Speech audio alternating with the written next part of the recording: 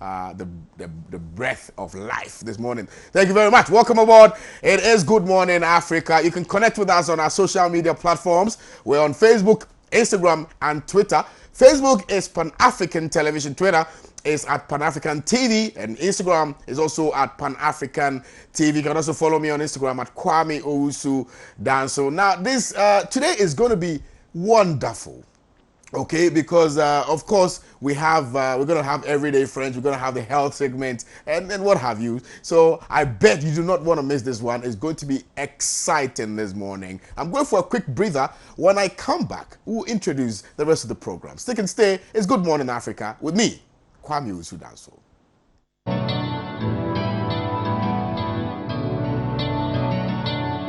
It's a beautiful day. I'm gonna make most of it. It's a beautiful day, a day to share with you.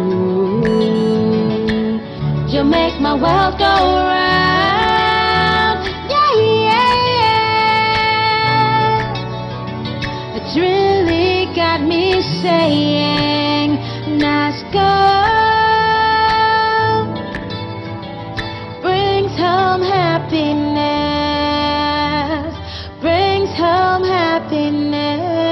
Experience the wide range of top quality and affordable electronics, phones, tablets, home and office appliances from Nasco. Nasco, bring home happiness.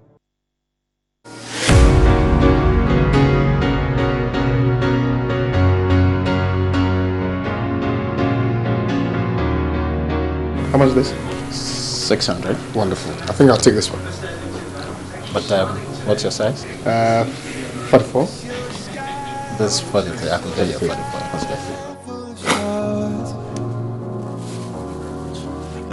good. This is the man. Your home of quality shoes from the UK. We have various shoes for the office, for your formal and casual occasions.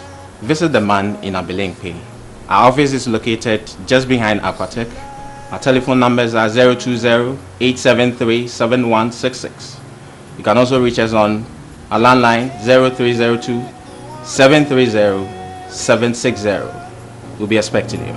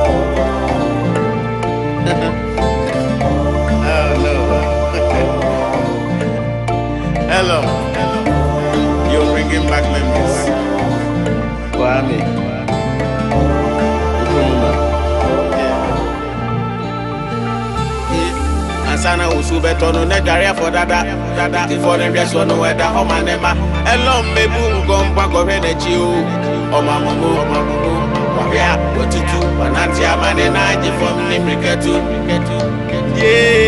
yeah be anyway fit preko dani odupon elswene see na mana dani odupon you dey fly go to grow your body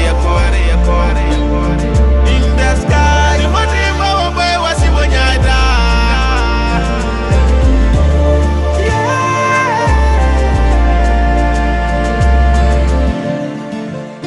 Ghana, I love you. You made made me the man to whom I have grown, and I will forever call you my home. Hope I can show you how much I hold you above all that I have known, so you will forever call me your own. To my moms and my pops, Mr. and Mrs. Elfrida Tapa Adabla, who tell their friends and their partners my son is EL the rapper, just to make him jealous and take it further and show them my baby pictures. Ask about their kids and tell them my talent just made me different. I give them credit like I do my Twitter followers. Hallowed be thy name, oh Lord, for making me a part of this. If you know the Bible, what I they talk, will you just calm down? Make you skip ahead to track 11, cause this be advanced. I'm politicking with Stephen, Kwame and Nivy. Homie Jay said he'd feature if we did a show, he'd keep the proceeds. I feel it's all coming together at a reasonable speed. Caffeine tablets for them rappers who've been sleeping on me. I'm blessed, Charlie, you are stressed, waiting for lunch breaks in one space. I wake up at 10, positive feng shui. Don't get me wrong, while you settle down and the sun fades, I'm in the studio laying vocals until my lungs ache. I'm not a superstar, I'm a national treasure, baby. I got chess moves for checkers players. Big disposition to win in this position I'm in, but it's hard to stay righteous in the city of sin. Best album on my first try, so as long as birds fly in the clear skies, it's angels by my bedside. A young black proud African nigga, forget your collabo, man, I'm trying to be rapping with Jigga. Please, I never said that I am better than another man. I tell him I'm the best artistic product from the motherland. Whatever the case, I know it's been a while waiting, but first, beaucoup pause, I'm like patient. I said, whatever the case, I know it's been a while waiting, but first, beaucoup pause, I'm like patient. For Kwame Kuma.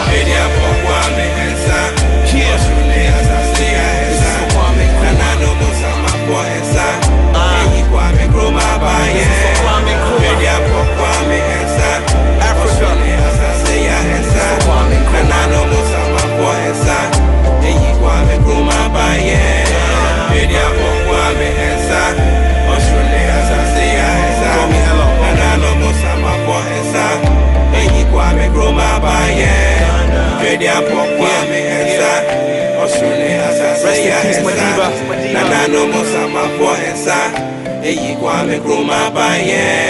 You call me EL, EL baby, love me.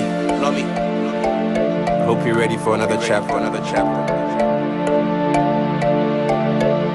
Let's go.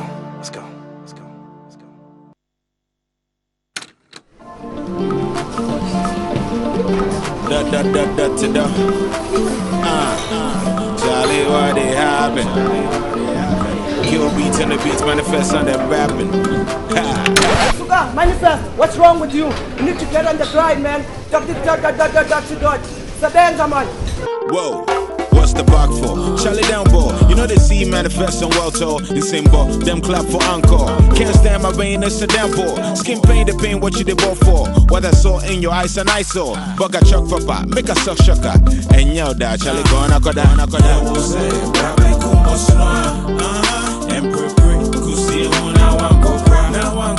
Everything I want, money or women, I get them. If I feel lucky, love to crowd, meets me, I could drop this song, go back to you, but and from me home, cry.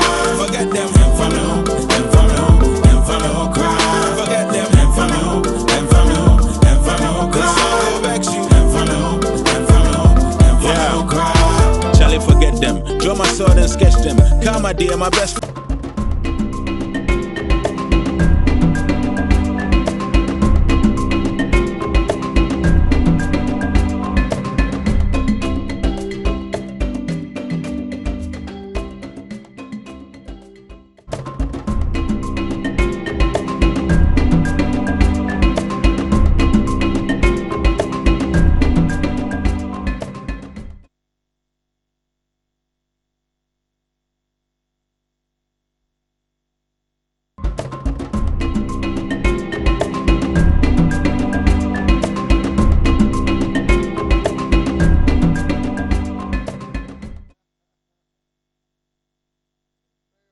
Back from that wonderful song by Manifest and EL, I think, and it's still Good Morning Africa. We're live on Pan-African television. Clearly, you know that today is a good day, and of course, we need to make sure that we inspire ourselves every single day. Today is no exception. What I want to tell you is that, you know, the little struggles that you're going through, it is not an end in itself. It's the beginning of something greater to happen in your life. So make sure that you continue to work hard. Don't relent on your efforts. Make sure that you strive on and you sail through all the difficulties. And in the end, success will be your portion. Let's go and check out these words of inspiration on Good Morning Africa. We'll be right back after this. You know better, but you're not doing better. That's the part of this whole video that's gonna make you a little uncomfortable. Stop bullshit, man. You're gifted, you're talented. God has much bigger plans for you in your life. Everything around you is gonna change as soon as you change the things around you. It's very simple. You can be in the hood, broke and fucked up.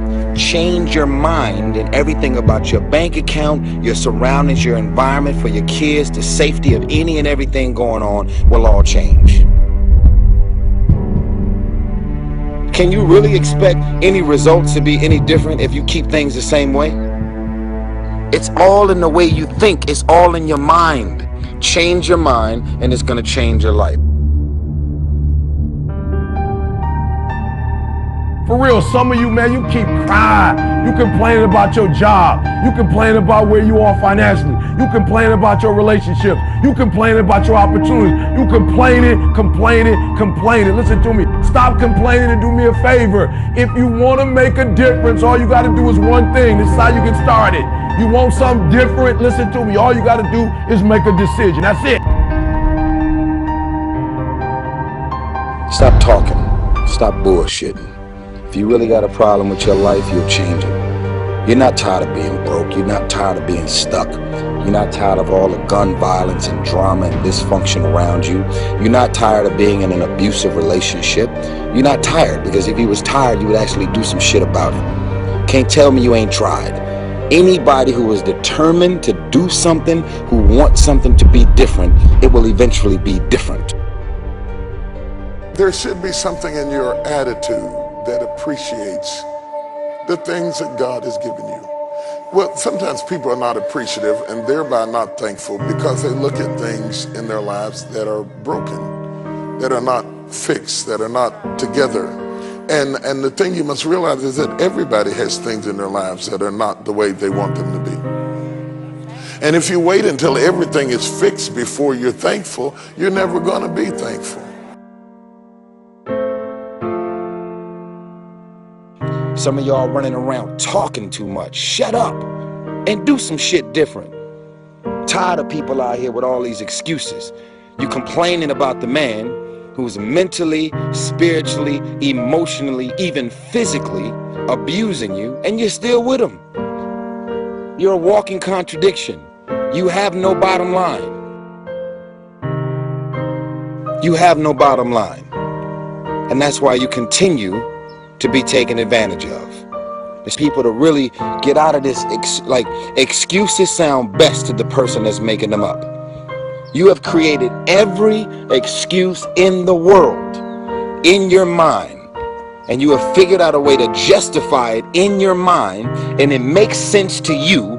That's why you're still in it. That's why you're out of shape. That's why you're still doing the same shit that you're doing, because you have it makes sense to you in your mind. You got a problem with it, but then you justify it. And once you justify it, you stay in it.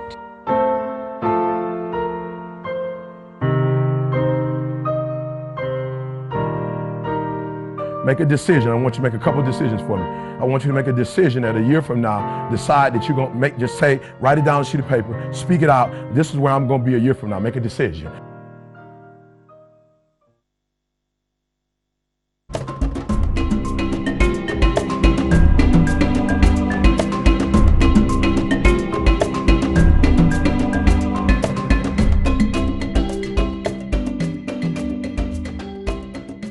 Welcome back. Well, so je m'appelle Kwame Owusu, so je vais à l'école, tout pour français, un peu, petit, Yes, I think my French is getting better. And I want yours to get better as well. So it's important that you stay glued to Pan African TV, because every day we're going to be bringing you a little bit of French, the basics, so you can begin to recall what you studied in French back in JSS, back in senior high school, and perhaps back in the university. Everyday French is up next. Take and stay. Bonjour, bonjour à tous et bienvenue dans notre section française. J'espère que vous êtes bien réveillés et que vous êtes d'humeur à m'écouter. So yesterday, yes, we have started with our phonetics, which is son in French. We pronounced some of the words. Why? The reason why I'm insisting to for you guys to repeat it and to learn it, because most of the sentences you will be building in French, you find them inside. So you need to practice pronouncing them, so that when we start making sentences, you won't have any problem with that, the pronunciation. So today we are going to see some of these words which is on the board. So we start by this. Gne. Gne. G and gne. An example in French, peigne. Peigne, which means comb, like igname. Igname. Yam. It's gne. You can, if you are home and wherever you are, you can just repeat it after me. Gne. Gne. This is montagne. Gne. Which is mountain. So I did a small phrase, like sentence in French. Mon peigne est magnifique. Mon peigne est magnifique. You see the way I pronounce it. Mon peigne est magnifique. The second one, it will be se. In French, normally, it's not among the alphabets. It's called CCD. This small thing is called CCD, but it's pronounced like an S. So CCD, that is pronounced like a S. So we have a small example here. Garçon, which is boy. Garçon. So you just realize that this CCD, it's pronounced like S. It's S. But you say S. It's like a normal C or S. It's the same thing. But it's called CCD in French. So I took a small example. Garçon, yeah. Boy. Français. French. Un beau garçon. You see, it's pronounced like a C, a normal C. Un beau garçon. Like an handsome boy. Un beau garçon. Son. Se. So the next one will be heure. Heure. Heure. So you can just repeat after me. Heure. Fleur. Une belle fleur. Fleur means flower. Fleur. Heure. You can just pronounce it when we are doing, you pronounce, and then the accent will come later. Heure. Une belle fleur. Heure. Une belle fleur. Pasteur. Heure, which is a pastor. Mon frère est pasteur. My brother is a pastor. Mon frère est pasteur. When you pronounce the E-U-R, you have to pronounce the R. The R. That R at the end is had to be pronounced. R. Donc, mon frère est pasteur. The next one will be L. L. The sound L. Mademoiselle. Mademoiselle, which is a young woman, so the contrary of a madame. So madame is a married woman and a sporty woman, so mademoiselle is a young woman. Mademoiselle. Mademoiselle. Elle. belle, what is beautiful. Je suis belle. I am beautiful. Okay, this one is for me. I am beautiful. Donc, je suis belle. Belle. Elle. So, the last one is et. Et. Et. Fourchette. What is fork? Assiette. What is plate? Cassette. Cassette. So just let's do it again. Fourchette. Assiette. Cassette. Serviette. This plate is dirty. It's okay. Cette assiette est sale. We put assiette in a sentence. So this plate is dirty. So cassette. Let's do it again. So let's repeat all this again for the last time. Nieu, peigne, montagne, igname, igname. We have to pronounce the nieu. You can just do it after me. Repeat after me. Nieu, igname. Mon peigne est magnifique. Mon peigne est magnifique. Mon peigne. C, like we said, in French is cécédie. It's pronounced like a S. We said garçon, boy, français, un beau garçon. You see, this symbol is almost nothing. It's just a normal S. Heure, heure. You can just pronounce after me. Heure. It's fleur. Une belle fleur, like a very nice flower. Pasteur. Which means pastor. Mon frère est un pasteur. Elle. Elle. Mademoiselle. Belle. I am beautiful. Like je suis belle. See the elle. Et. Fourchette. Assiette. Cassette. Serviette. Et. Cette assiette est sale. So this will be all for today. I hope you've learned all our sound, like phonetics, like the sound is son in French. So when you're home, wherever you are, you can just see what we did and repeat it again so that you finally get it.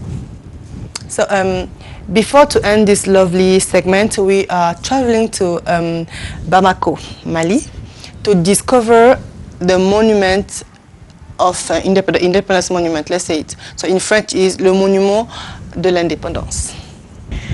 Situated at the entrance of Eponine Avenue in the district of River, Monument de l'Indépendance, like the Independence Monument, is an original monument from Sudanese inspiration and Middle East, surrounded by a minaret with different tablets as bases engraved with independence actors' names.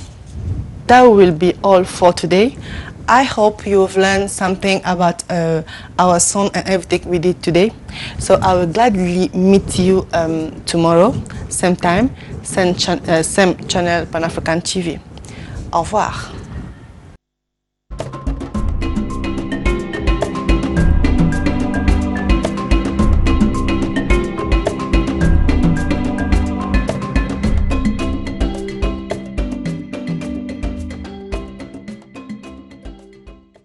Welcome back from that wonderful piece by Coco. Thank you very much, Coco, for that. Now, let me straight ahead introduce some of the stories on the front pages of the various newspapers. Let me start off with the Insight newspaper. The Insight newspaper. We have another big story here today. Ghanaian women, please stop their abuse in the Middle East. Ghanaian women, please stop their abuse in the Middle East. 5 reasons Ablekuma Central fell to NPP. I bet the NDC would want to know this. Association pleads for adequate medical supplies for rural facilities. These are the stories on the front page of the Insight newspaper.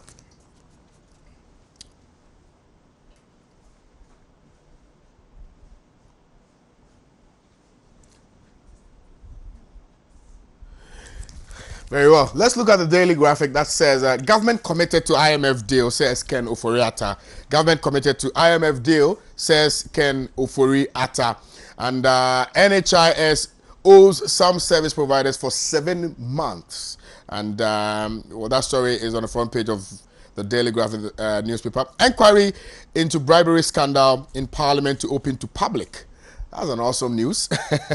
These are the stories on the front page of the Daily Graphic.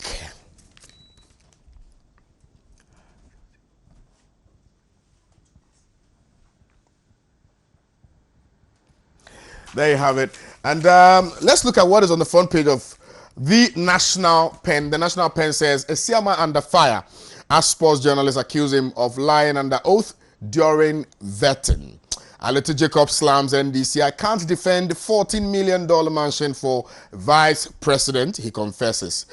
Well, interesting headline here. Chop chop at Gabon. New coefficient bonus for FA officials stirs more controversy. These are the stories on the front page of the National Pen newspaper.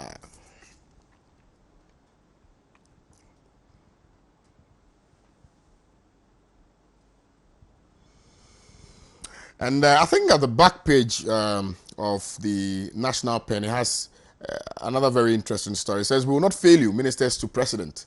Well, so the ministers are promising that they're not going to fail the president. And the Ghanaian Times says, government will revive Anglo-Gold Ashanti. Amidu withdraws case against Wayomi. Well, that's very interesting, isn't it? NSS terminates appointments of December 2016 recruits. Okay, so now we have the NSS and then we have the police recruits as well. Well, we're going to definitely be looking at this particular story. Zongo fund to cover all Zongos in Ghana, says Alhaji Boniface Sadiq. And these are the stories on the front page of the Ghanaian Times newspaper.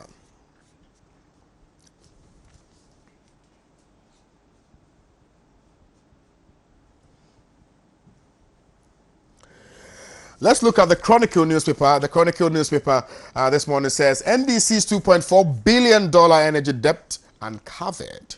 3 million students to get free meals, says Otiko Jaba. And Zongo funds not for funeral donations. And I think I heard the honorable nominee this morning on radio, and he intimated clearly that he's not going to use the funds for funerals, etc., etc. So these are the stories on the front page of the Chronicle newspaper.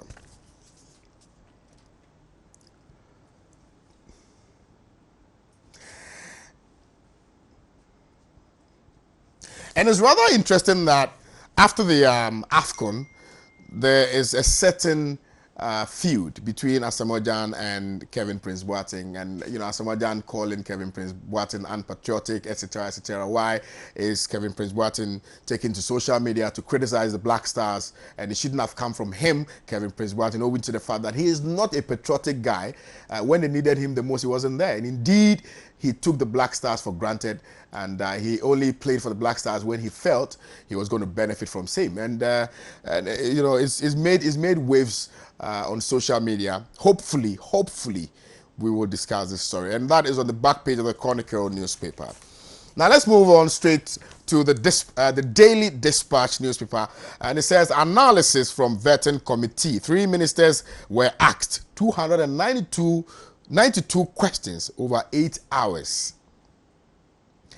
And we have the pictures of those ministers here. Miss Gloria Akufu, Mr. Ken Ofori-Atta, Miss Otiko Jaba.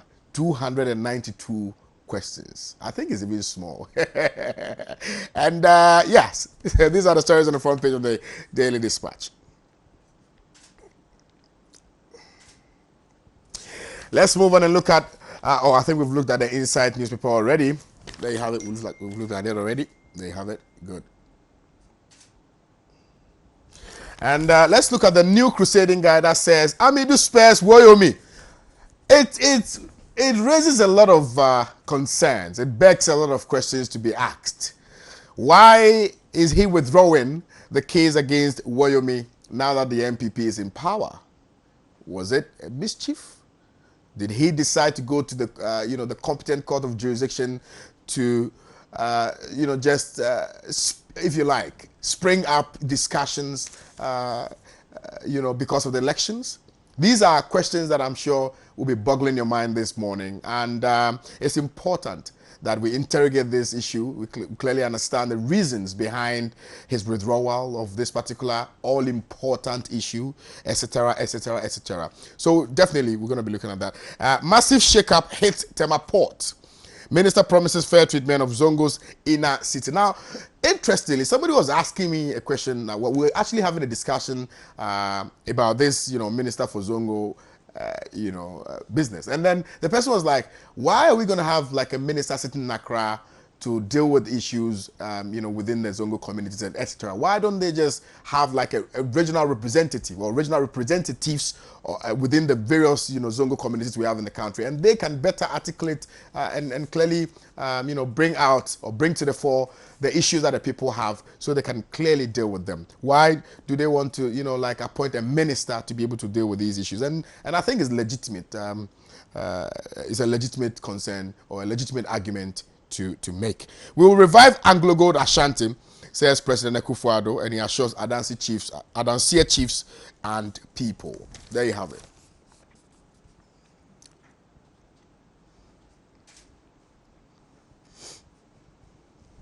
Very well. Let's look at the Daily Statement. The Daily Statement said, Speaker was not biased over approval of Otiko Jaba. Kwewu government hospital staff threatened strike, and government to reduce airfare tax. Anglo Gold to be revived, President assures. And government revokes NSS last-minute appointments. Mustafa Yusuf, acting NSS boss. We have his picture here. And GWCL top officials hot over petition to president. These are the stories on the front page of the Daily Statement newspaper.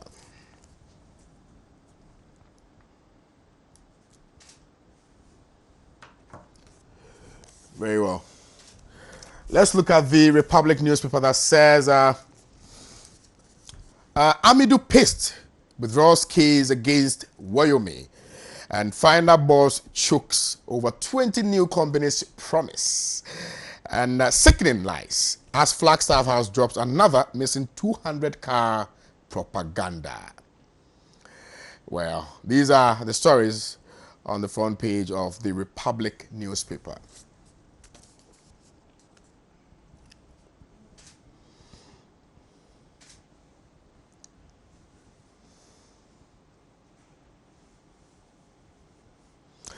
Now, today newspaper is the last newspaper we're going to be looking at. And it says, danger looms as Asafo interchange barricades rust away. And we have the picture of the barricades here. Leaders must serve, says Dr. Papakwesi Indum. And Amidu hands over Wayomi's case to AG. These are the stories on the front page of Today newspaper.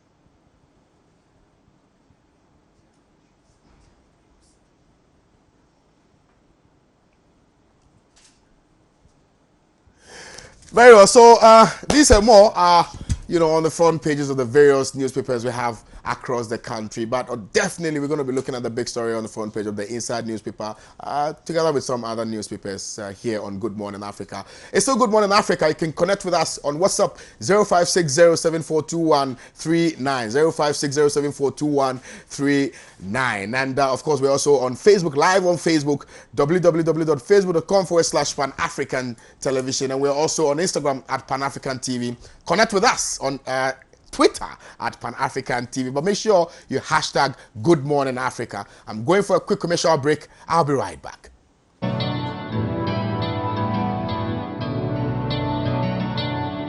It's a beautiful day. I'm gonna make most of it. It's a beautiful day. A day to share with you. You're make my world go round. Yeah, yeah. It's really got me saying, Nasco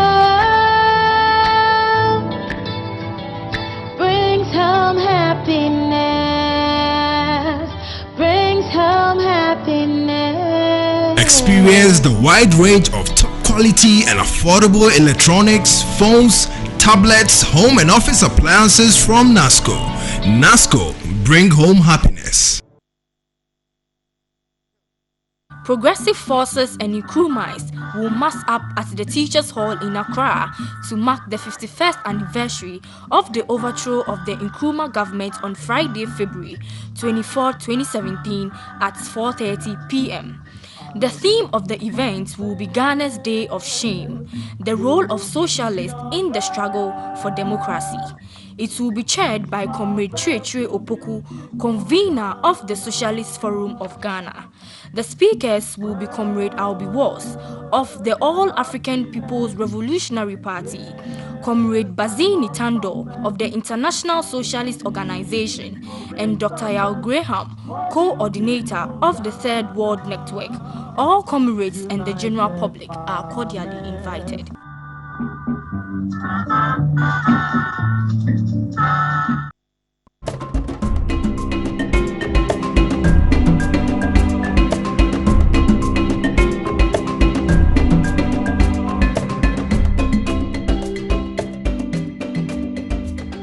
Welcome back. If you just tune in, it's Good Morning Africa and it's live on Pan-African television. Make sure you connect with us once more on our WhatsApp number 0560742139, on Facebook, www.facebook.com/Pan-African television. We're also on Instagram and Twitter as well, and the handle is at Pan-African TV. Let me now cross over to the newsroom where we have Sadia and her team standing by to give us or an update, of course, what is happening in the world of news. Sadia, take it over.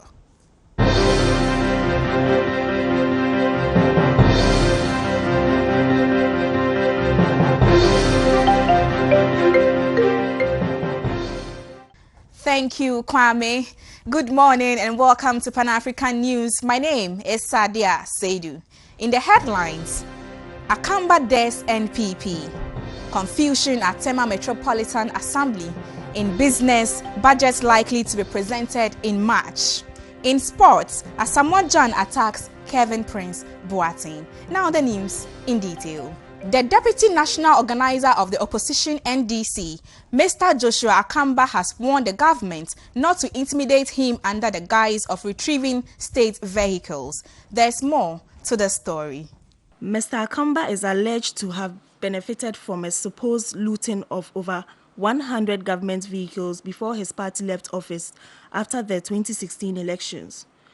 Chronicling a similar situation he suffered under the Kufuor-led administration in 2001, Joshua Akamba said, and I quote, "They will have to kill me to take my vehicles this time," unquote.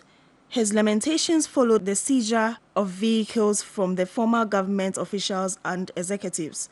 Mr. Akamba recalled how a team of military and national operatives raided the home of Mr. Kofi Adams, a spokesperson for the former president, and seized 5 vehicles in the process.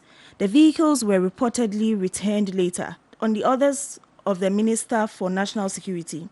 The opposition NDC have accused the ruling MPP of intimidating its members for political expedience.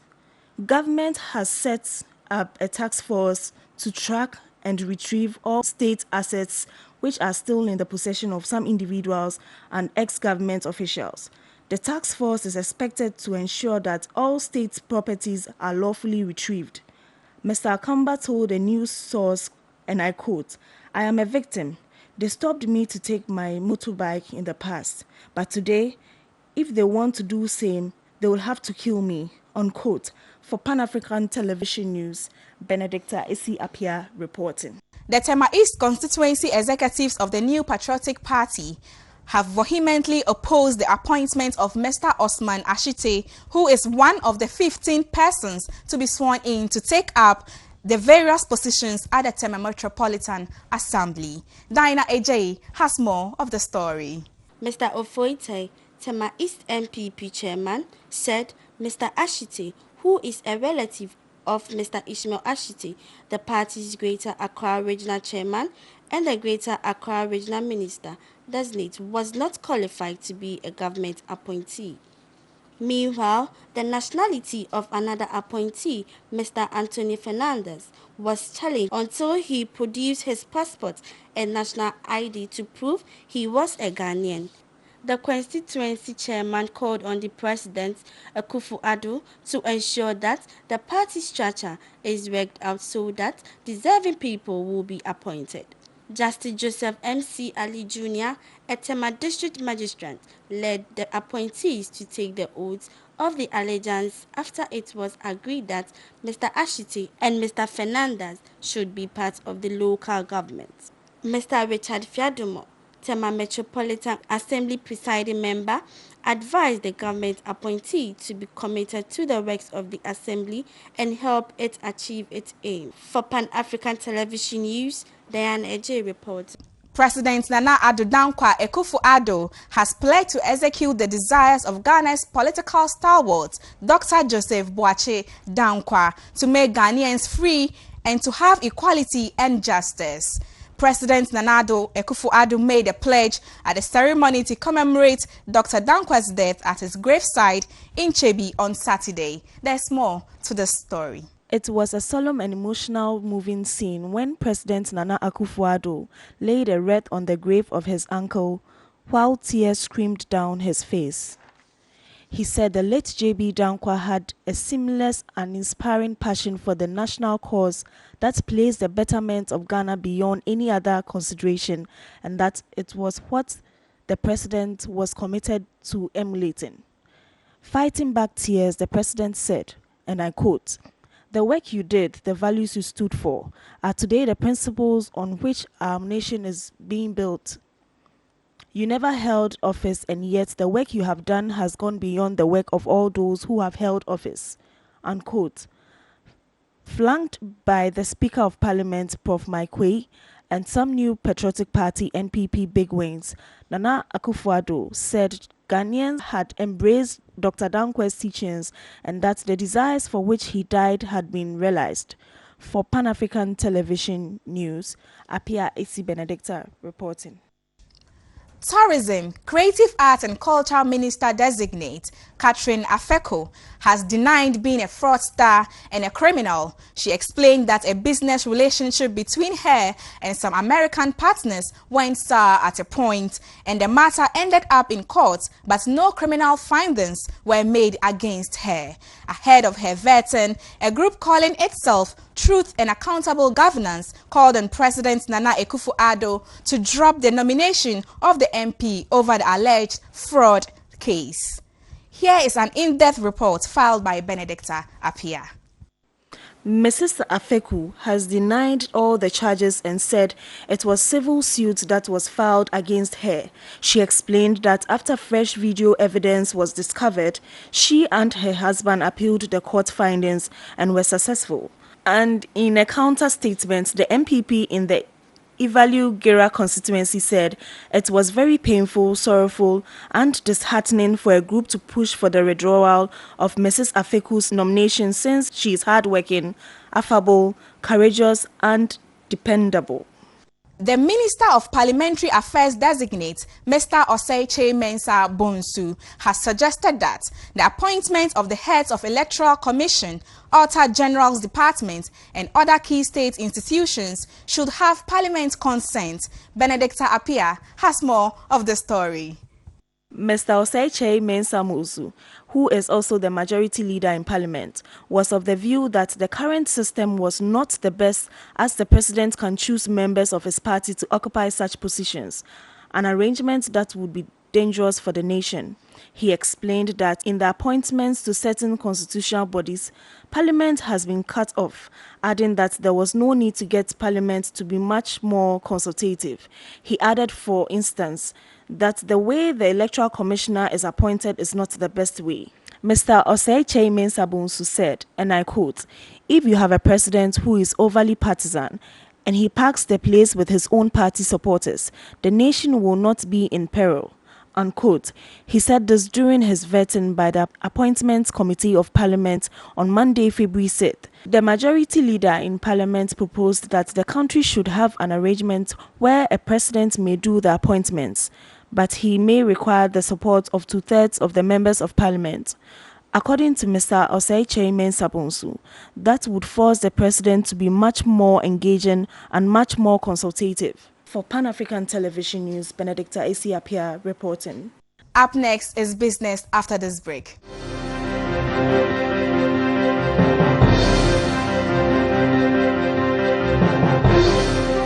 Côte d'Ivoire, the world's largest cocoa producer, has sufficient resources but has seen some losses recently and is asking for reimbursement from some exporters who are said to have defaulted in contracts. Janet Norte explains further. Côte d'Ivoire is asking for compensation for losses from exporters who defaulted on their contracts this season. Some of the shippers of the cocoa didn't fulfill their commercial agreements, and Côte d'Ivoire is asking that they compensate the country if their defaults ended in losses. Cocoa futures plunged in the second half of the year on the expectation that bigger crops in West Africa will shift the market into a surplus. At the same time, demand is showing signs of weakness since global chocolate sales fell 2.3% in the last 3 months before December. The recent sharp drop in prices could also force the regulator to use the money kept at the reserve fund stored with the Central Bank of West African states. Some companies will lose access to Côte d'Ivoire's cocoa auctions until the compensation is paid. For Pan-African Television News, Janet Norte reporting. Finance Minister Ken Ofori-Atta disclosed to Joy Business that his ministry, together with the economic management team, is working hard to complete the ongoing budget hearing in order to meet the March 3rd proposed date for the budget presentation. Janet Norte has the story. The government is preparing to present its 2017 budget and economic policy to Parliament on March 3rd, barring any hitches. Mr. Ofori-Atta says they are hoping to finalize a forensic audit of the fiscal accounts to ensure that the budget gives the true state of the economy and the country's finances. According to him, the 2017 budget will introduce policies that will help rationalize public expenditure, strengthen contract management, and realign statutory funds for priority projects. He earlier told Joy Business that some taxes that have been described as nuisance taxes by Senior Minister Yao Osafo-Maafo would be removed when he presents the 2017 budget in Parliament. He said some of the taxes that Mr. Osafo-Maafo has identified as nuisance taxes are the 17.5% value-added tax, VAT on financial services, some import duties, and withholding tax. For Pan-African Television News, this is Janet Norte reporting. Up next is sports with Maxwell. Hello, welcome back from that quick commercial break. Most grateful to you for your time and attention. You're still watching the major news bulletin on Pan-African Television. It's now time for sports. My name is Maxwell William Chige. In our first story on sports today, Minister Designate for Sports Isaac Esiama has said he will encourage the establishment of sports academy across the country. He said he will encourage government to create Youth Development Authority to manage the programs across the country. Diana Ejay has more. He made this remark at the Parliament House when it was his turn to be elected. Mr. Esiama indicated that once the authority is created, the Sports Ministry will be able to track the progress of programs, mentor their implementation, and ensure that value for money is achieved. The minister-designate added that the only sports academy in the country is Winneba College, which he claimed is not accredited. The establishment of the college, he said, will help encourage young people to pursue sports at their tertiary level and to encourage women who take special interest in sports to achieve their dreams. For Pan-African Television News, Diana Ejay reporting. Still with the Sports Ministry, Youth and Sports Minister Designate expressed his displeasure about the involvement of some former ministers about the negotiation of players' bonuses. He stated that he will not negotiate any bonuses on behalf of players of the national team of the Black Stars. In a statement, he said, and I quote, "Why should it take the minister to go and negotiate the bonuses of national teams? It is unfortunate. It does not have to happen," he told the Appointment Committee of Parliament on Tuesday. He indicated that there are bodies supposed to undertake such tasks, and these institutions need to be strengthened to do their job. Additionally, he explained that the job of the minister is not to become an implementer. You are in charge of formulating policies for your agencies to work so that you can provide the oversight of monitoring and evaluation, unquote. His comments appear to be a dig at former sports minister Edwin Lante van der Poel, who, during his time in office, openly called for winning bonuses of Ghana's senior national football team, the Black Stars, to be slashed to save the country money. Mr. Asiama said he would allow the National Sports Authority to work with the Ghana Football Association (GFA) and avoid direct transactions with the GFA. He indicated that his administration would ensure transparency and accessibility to prevent corruption at the sports ministry.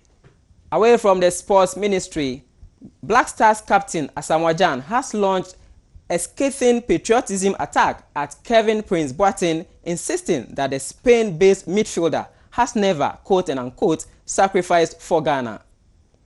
The UAE-based star said the German-born player betrayed the Black Stars with his social media comments in the wake of their fourth place finish at the 2017 African Cup of Nations. Gyan insists the public and the media are at liberty to criticize the Black Stars, but insists players who are or were part of the squad must publicly back his teammates. The Black Stars finished fourth in the tournament in Gabon, which resulted in Boateng taking to Twitter to reveal his displeasure in a widespread attack saying Ghana deserves better. His comment did not go down well with the Black Stars skipper Gyan, who questioned Boateng's patriotism by insisting that his action was betrayal of his former colleagues. In a statement, he said, and I quote, "He has betrayed his own colleagues with that tweet. He might be right, but I was expecting someone outside the team to come out with these comments, not Kevin Prince Boateng," unquote. Gyan went on to say that from his observation, Kevin Prince Boateng has never sacrificed for the Ghana national team. He said he will leave the comment there and ask journalists to talk about it. Boateng's controversial tweet went like this, and I quote, "Unbelievable how team, coach, fans and country with such great value can finish an AFCON in such a way," unquote. "I hope now we will see all those big changes we all hope for, because Ghana and all the people of Ghana deserve better." This tweet ignited scorn from certain quarters for the player, who was accused of opportunism when he switched nationalities from Germany to play for Ghana. He quit the Black Stars in November, just 2 months before the 2012 African Cup of Nations, and reserved his decision in June 2013 in time to play at the 2014 World Cup in Brazil. In our final story, FC Porto reportedly opened talk over a loan deal for Manchester City prodigy Yao Yeboah. The striker, who already stacked up 18 appearances, is currently at the Dutch outfit FC until the end of the season. Yeboah joined City in 2014 as a graduate of African Football Academy Right to Dream. The 19-year-old also gained vital experience with a spell at Lille in 2015. The Ghanaian teen was named Most Valuable Player at the 2015 African Cup of Nations Under-20 Championship and has been tipped as one of the future. But Yeboah's progression is moving quickly, and he now looks destined for Portuguese giant Porto next summer. And that's all for sports. My name is Maxwell Woriam Chigbe. Thank you for your time and attention. Back to you, Mavis.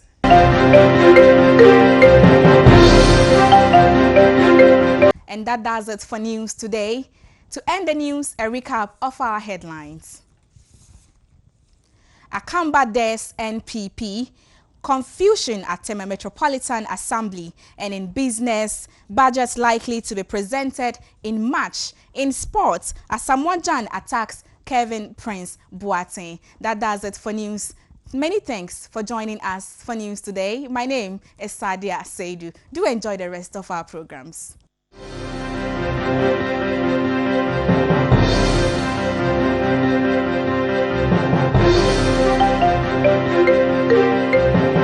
Back from that quick commercial break. It's still good morning. Well, did I say commercial break? The news segment. Thank you very much, guys, for that wonderful piece there. It's still good morning, Africa, and we're live on Pan African Television. Connect with us on Facebook, www.facebook.com/Pan African Television, and we're also on Instagram at Pan African TV, and Twitter as well is also Pan African TV. Now let's cross over and see what's happening in the world of entertainment. Africa, good morning. We are happy to serve you with the best of entertainment news from Pan African TV. The name is Abink. It is a beautiful morning and we are bringing you the entertainment segment on Good Morning Africa. Please do connect with us on our social media platforms, Pan African TV for Twitter and Instagram, Pan African Television for Facebook. My name is Mami Esi Hammond. In our first story, Charterhouse Ghana turns 20. Happy birthday, Charterhouse. History of event industry in Ghana can't be written without reference to the multiple concert group Charterhouse Ghana. Charterhouse Ghana is known for organizing events such as Ghana Music Awards Night, A Night of 1,000 Laughs, Ghana Rocks, Bunny Live, and Ghana Music. The group operates in 5 African countries. We have Nigeria, Ghana, Liberia, Sierra Leone, and Cape Verde. Thank you, Abna. Moving on, we have Riala in our story again, who is collaborating with Rocky Dawuni. She posted on her Twitter page saying, hitting the studio soon with Rocky Dawuni. You know, Riala is good at what she does, and Rocky Dawuni being a legend in reggae, you know, having these two coming up with a song, oh my God, it's going to be amazing. It's going to be good, and I can't wait for it. And I believe the upcoming artists will follow these legends, will follow the trend. They have to. Yeah, so what do you have? Oh, in our third story, Kwabena allegedly assaults event organizer. After being in the last news over his marital issue, Kwabena is in the news again with an assault case. According to reports, Kwabena assaulted Jingles, the operation manager for ABBA Investments, event for organizing the most talked about Love Night concert. This case was reported to Cantonment Police, but upon a counter reported by Kwabena, the operation manager got detained instead. Meanwhile, the show has been postponed until further notice. This is really sad news. Yes, it's a sad news because, you know, you can imagine how many people out there was going for this event, and unfortunately it has been postponed. You know, I pray that they it comes on soon. Yes. Moving away from that, my last and final story, I have veteran Nollywood actor Richard Mofe Damijo, popularly known as RMD, has lauded Two-Face Idibia for spearheading the nationwide protest against the present administration, even though he could not see it to the end, and this protest has been cancelled. Okay. He also noted that Nigerians do not need a celebrity to give them a voice to stand against things that directly affects them. We also have our Nigerian comedian Godons, who also came out to say that he does not understand why Two-Face had to cancel the nationwide protest. That will be all for today's entertainment news from Pan African TV. The name is Abink. And please, we are bringing you the newspaper review from Good Morning Africa. Yes. So my name is Mami Esi Hammond, and please follow us on our social media platforms, Pan African TV for Twitter and Instagram, Pan African Television for Facebook. Good Morning Africa.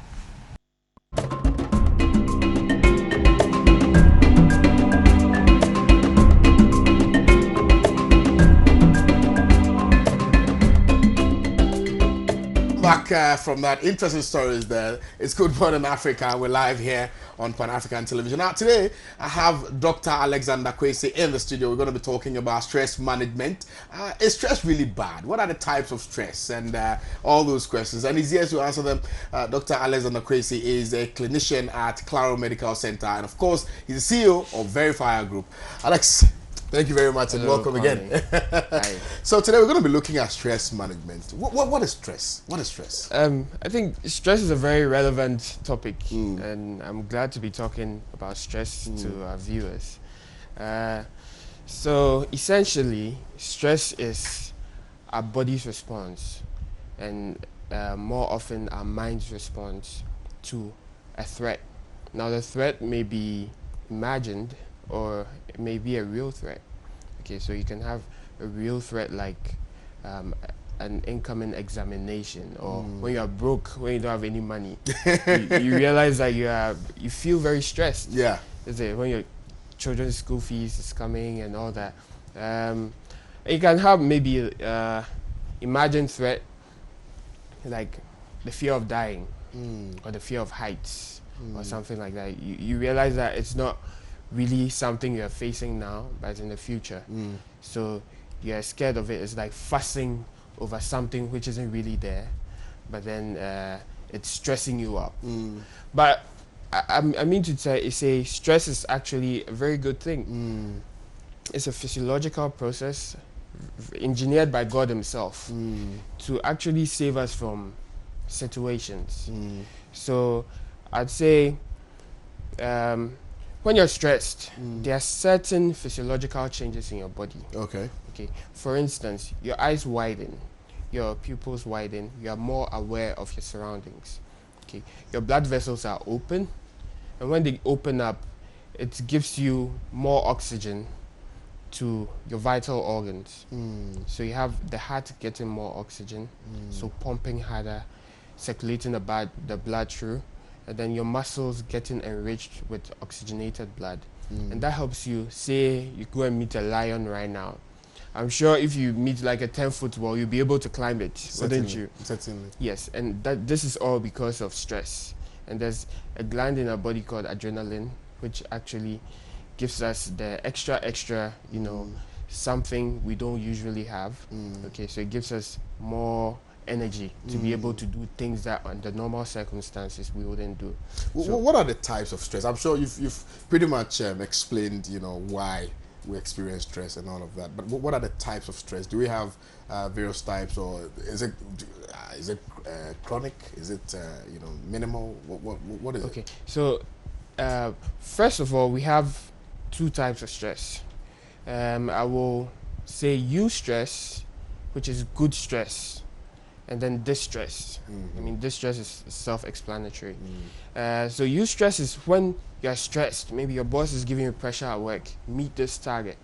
And then you are motivated to work harder and meet the target. So you come out with, say, a detailed plan to be able to achieve the goal.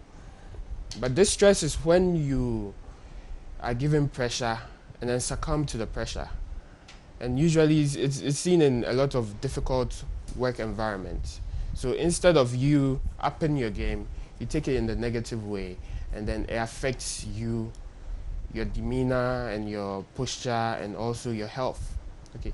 When your stress is able to produce positive results, you realize that you're actually excited about it, and the stress leads you to do better things. So those are the main types of stress. The eustress, which is a good kind of stress, and then the distress, which is a bad kind of stress. Very well. Are there levels of stress? Yes, we have levels of stress. We have something we all go through, which is the general stress. General stress is day in, day out kind of stress. You go to work, you have a pile of load you have to work on, and usually those kinds of stress should resolve within a day or two. Or at most, it will take you throughout the week, and then you have the weekend to, rejuvenate and then come back refreshed the next week. That's why probably people hate Monday so much. Everyone's excited when it's Friday, and I mean, it's stress relief time, isn't it? But yes, so that's a general stress. And then if you are not able to overcome that stress, maybe you go home, it's a weekend, and home too comes with its own pressures. Certainly. And you are not able to de-stress, then you go into what we call the accumulative stress. Okay. That means you are burning out. That's when you start to feel fatigued. You start to feel a little sense of disillusionment. Depression doesn't come at that stage, but then it's leading there. So at that rate, when it's cumulative stress, it takes a longer time for you to recover from the stress. And then you move to something called acute traumatic stress. These are long periods of cumulative stress without break. And when you get to the acute traumatic stress, that's when you get into severe bouts of depression, anxiety. You get into what we call the burnout phase, where it seems like you are sick, you feel very sick. I mean, that's when a lot of people come to me and say, "Doctor, I'm not well." I tell you, it's just stress, you need to rest. So basically, those are the three. And then we have post-traumatic stress. That's when you encounter a very unfortunate event, or maybe you're involved in a very bad accident, or your close family member gets deceased. Those ones are inevitable.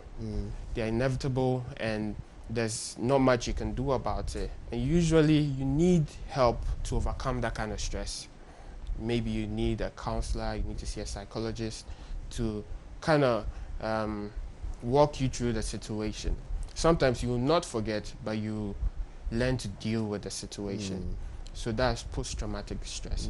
And then in the clinical sense, we also have something I want to add, oxidative stress. Oxidative stress is when you have so many toxins being introduced into the body. When I say toxins, I mean free radicals from toxic material that we consume. So like your alcohol, your tobacco that you're smoking, drug abuse. And mind you, some people, when they read the cumulative stress or post-traumatic stress, pre or post-traumatic stress level, they tend to resort to drug abuse, be it alcohol or marijuana or cocaine or other things. And these things lead to oxidative stress. And oxidative stress, like I said, when you have a buildup of toxins from all these toxins, you have a buildup of toxic material in your body, but your body is unable to, get it out of the system quick enough. And usually antioxidants are responsible for this. Your body produces natural antioxidants. You also get some from the food that you eat. We'll get to that later. But the food that you eat is able to alleviate or eliminate some of the toxins from your body. So how does stress affect our health as individuals? Like I said, stress... Does it affect us, because you've clearly explained the various levels. Yes. So does it affect our health from, that angle, or generally it can affect you? Definitely, it affects our health. Like I explained the mechanism, you have increased heartbeat and other things. Now, these are supposed to last for a short period, but you realize that when you have cumulative stress, that means these things, these physiological changes, like your rapid heartbeat, and then the widening of the eyes and other things, tissue perfusion, that's blood going to the tissues and vital organs. It shouldn't last for too long. When it lasts for too long, then you're causing damage to the organs, isn't it? So for instance, high blood pressure, stress is implicated very, very, very highly in high blood pressure. And you have diseases like diabetes, which can lead, high blood pressure can lead to stroke, cardiomyopathies, which are heart-related diseases. So all these things can result as a result of stress. Yes. So mainly these are the conditions which can happen. You also have depression, severe anxiety, and a lot of other conditions. So it creates anxiety disorders and stuff. Exactly. I mean, bipolar and other things are as a result of stress. Very well, viewers, if you just tune in, we're talking to Alexander Kwesi and we're looking at stress management. Stress management. You can send your views and comments to our WhatsApp number 0560742139. If he doesn't get to answer them today, he will definitely address them when next he's in the studio. 0560742139. And Doc, let's look at this rather very important question. How do we deal with stress? Well, I'll say definitely don't resort to the bad ways of dealing with stress, like drinking alcohol, as some people do, or taking in illicit drugs and other things. But rather, exercise is good in dealing with stress. You realize that when you're stressed, then maybe you take a run around. You take maybe a 1 kilometer run or 2 kilometer run. You realize you're somehow free from the stress. So exercise, or you hit the gym, you go and pump some metal or something like that. It helps to deal with the stress. Okay. Sometimes too, it helps when you're in a situation and you talk to someone. You confide in a good friend. I know sometimes it's not the best idea, but you should have someone you trust in, maybe your parents. Yeah. Do not keep the stress to yourself. When you do that, then you're harboring the stress and you're prolonging the depression phase. But it's good to talk it out with a friend or a close relative. Share your pain or your troubles with a person. Have a sense of community, kind of like that you're sharing it with someone and the person is bearing with you, so that way you don't harbor it alone. Also, you have to eat well. That's a very good thing. I mean, you have to eat more vegetables, more fruits, you have to drink a lot of water. Like I said, it deals with the free radicals in the body. It helps eliminate the toxins in the body. It's also good to laugh. So it's good to go over your WhatsApp jokes, Jokes and then laugh. Exactly. Or watch some comedy series or something like that. It's very or watch important. the Black Stars play and you laugh. And then Black Stars, I know, right? And then it's good to take a vacation, go to the beach. It's very, very, very relaxing at the beach or at the lakeside. What about for the people who cannot afford to do all these things you're talking about? I mean, like to take a vacation and all of that. What can they do also do? Laughter is cheap. Laughter is cheap. Laughter is cheap. I mean, you can sit around with your friends, play your Ludo, play your Owari. I mean, they are very, very simple things we could do. I mean, even if you are married, it's good to be with your wife during periods like that. Maybe you can role play, do something which is very, very exciting, and that will take your mind off the stress. Very well. And it's very important. Yeah. Okay, Doc. Before you leave us, can you tell us what food helps to reduce stress? Wow. Okay. So essentially, the vitamins are very good antioxidants. Okay. I explained antioxidants, which are food or stuff that take away toxins from our body. So a lot of water is good. Sometimes we have vitamin infused water. You know what these fashionista ladies have been doing. They infuse lemon and then water and then a little bit of honey here and there. So it helps. Yeah, cucumber. And all that. It helps to detox the body. They call it a detox, which is true. It's a detox. You also have some vegetables like beetroot. You said cucumber, especially the green leafy ones. Okay. The green leafy ones like cabbage, lettuce. Okay. Carrots are also very good. And then you can go to your complex carbohydrates. Okay. When I say complex, I mean carbohydrates in its rawest, purest form. Like the legumes. You have the legumes, you have the peas, you have the beans. Okay, you have your root tubers like the yam and then cocoyam. Rice in its natural form. Because now... Not the white rice. Because essentially the white rice is just... It has no nutritional value. You get it? Because it's been processed and over-processed and it's not good enough. Just like the white sugar and other things. So these are some of the things. And water is very important. Water is the #1 detox agent for the body, so drink a lot of water. I always advise. Can you repeat that again? Water is the strongest or the best detoxing agent or antioxidant. So drink a lot of water. As much as possible, people need to drink a lot of water. A lot. I always advise. I How do many about liters? 3 liters or more if you can. I mean, some people can't do 3, so maybe 2, but nothing below 2 liters. Nothing I do below about 2 4. liters. I do about 4 liters a day. No, I do about 5. Wow. Okay. So we have a water challenge. So yes, drink a lot of water. I mean, stay stress-free.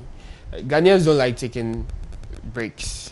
You don't like when it's time for your leave, you say you want extra pay, so you stay for your leave. No, it's not good enough.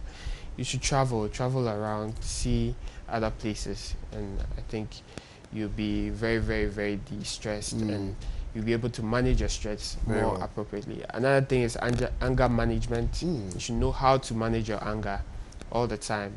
I mean, once something happens to you, you don't have to overreact. I mean, breathe. And there's also the breathing exercise when you feel you're stressed. Maybe you're waiting for your wife in the salon. You know how they take so long in the salon. So you're getting very frustrated. Just breathe. Take in your inhale through your nose and then exhale through your mouth and start counting. So heavy breathing, and that helps alleviate stress. Very well. Thank you very much, Doc. All right, you're welcome. You're welcome.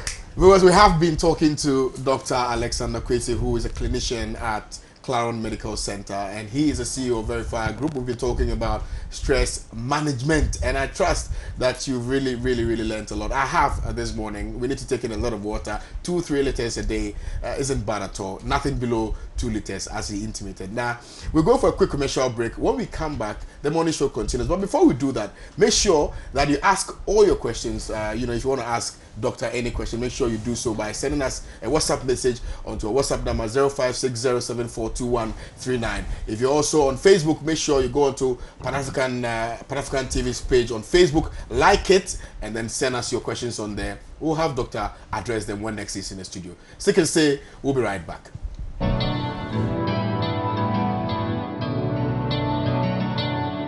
It's a beautiful day.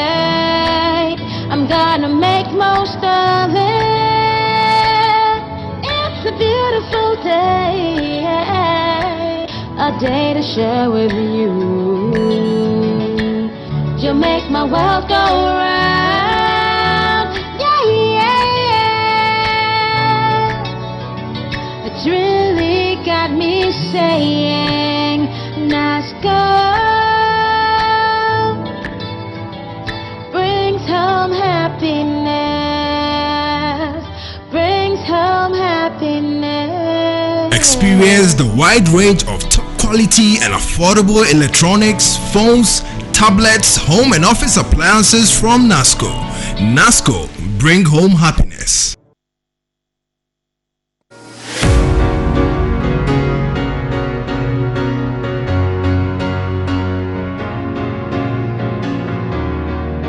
How much is this?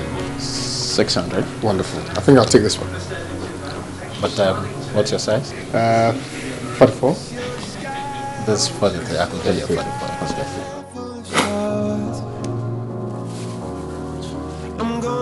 This is the man, your home of quality shoes from the UK. We have various shoes for the office, for your formal and casual occasions. Visit the man in Abink. Our office is located just behind Aquatech.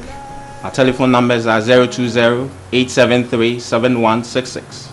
You can also reach us on our landline 0302-730-760. We'll be expecting you.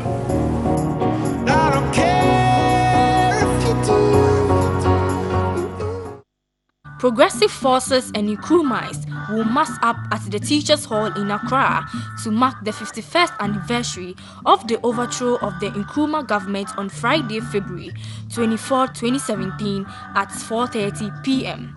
The theme of the event will be Ghana's Day of Shame, the role of socialists in the struggle for democracy. It will be chaired by Comrade Chue Opoku, convener of the Socialist Forum of Ghana. The speakers will be Comrade Albi Was of the All-African People's Revolutionary Party, Comrade Bazini Tando of the International Socialist Organization, and Dr. Yao Graham, coordinator of the Third World Network. All comrades and the general public are cordially invited.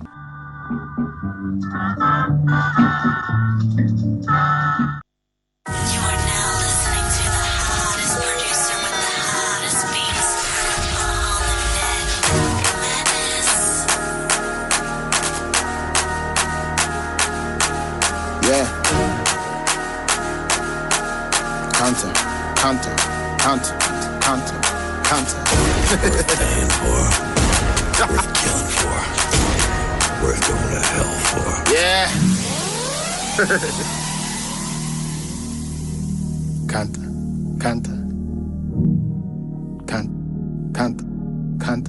Yeah. Sika so Ghana.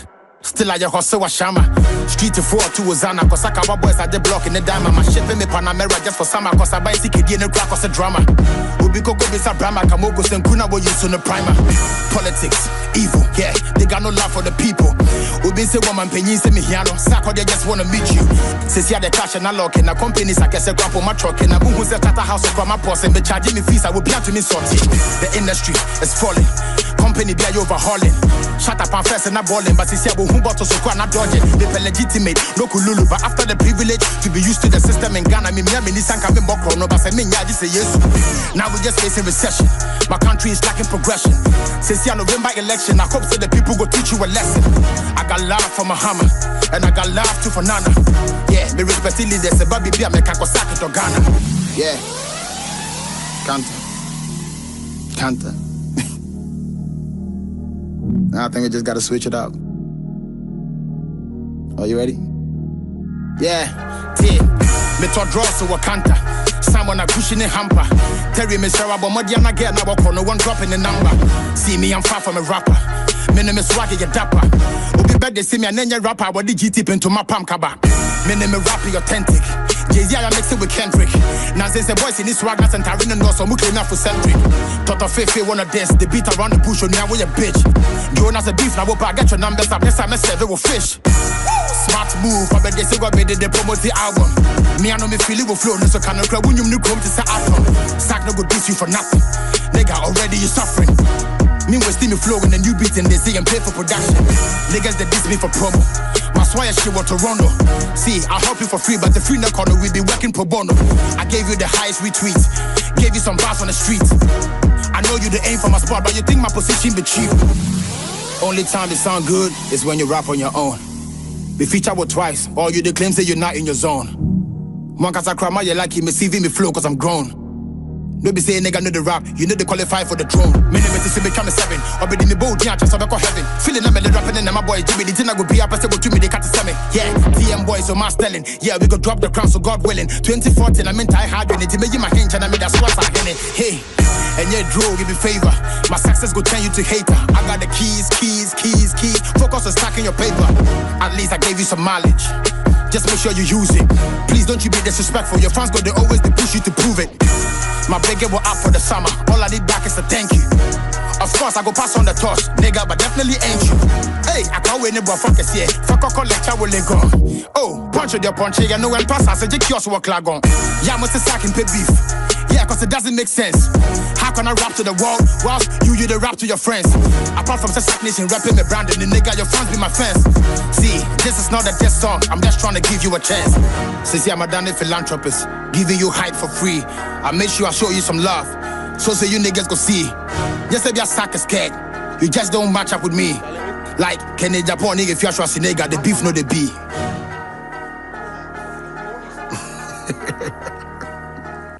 This one's the news, the man that talk anything, just, you know.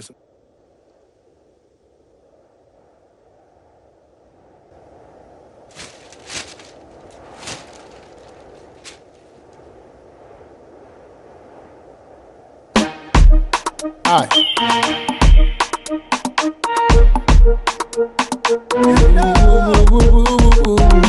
Yeah. Even when I go to the where the sign of rain. One thing got me moving on, cause my sorrows will be gone away tomorrow. Puja got no fear enemy any day. They gonna do the Puja got no fear enemy any day. They gonna do the Puja got no fear enemy any day. They gonna do the Puja got no fear enemy any day. They gonna do the it be the song I they sing where they inspire them. Life I live with they inspire them. In a my thing they put I again. It be the speed that they use where they retire them. I'm on top of me thing, I'm a control. Them they do they pose. I buy them, I get by the primo. I run by job energy when I go to the bay, where the sign of rain. One thing got me moving on, cause my sorrows will be gone away tomorrow. Puja got no fear enemy any day. They gonna do the Puja got no fear enemy any day. They gonna do the Puja got no fear enemy any day. They gonna do the Puja got no fear enemy any day. They gonna do the when God say yes, I which man say no, no, no. See them a go end up in a inferno. My skin tough up like a rhino. No weapon, no prosper, none that I know. To God be coco, I go do my dance so. I don't fear no foko. Even when I go to the bay, where the sign of rain. One thing got me moving on, cause my sorrows will be gone away tomorrow. Puja got no fear enemy any day. They gonna do the Puja got no fear enemy any day. They gonna do the Puja got no fear enemy any day. They gonna do the Puja got no fear enemy any day. They gonna do the it be the song I they sing where they inspire them. Life I live with they inspire them. In a my thing they put I again. It be the speed that they use where they retire them. I'm on top of me thing, I'm a controller. Them they do the pose. I buy them, I get by the primo. I run by job energy when I go to the bay, where the sign of rain. One thing got me moving on, cause my sorrows will be gone away tomorrow. Puja got no fear enemy any day. They gonna do the Puja got no fear enemy any day. They gonna do the Puja got no fear enemy any day. They gonna do the Puja got no fear enemy any day.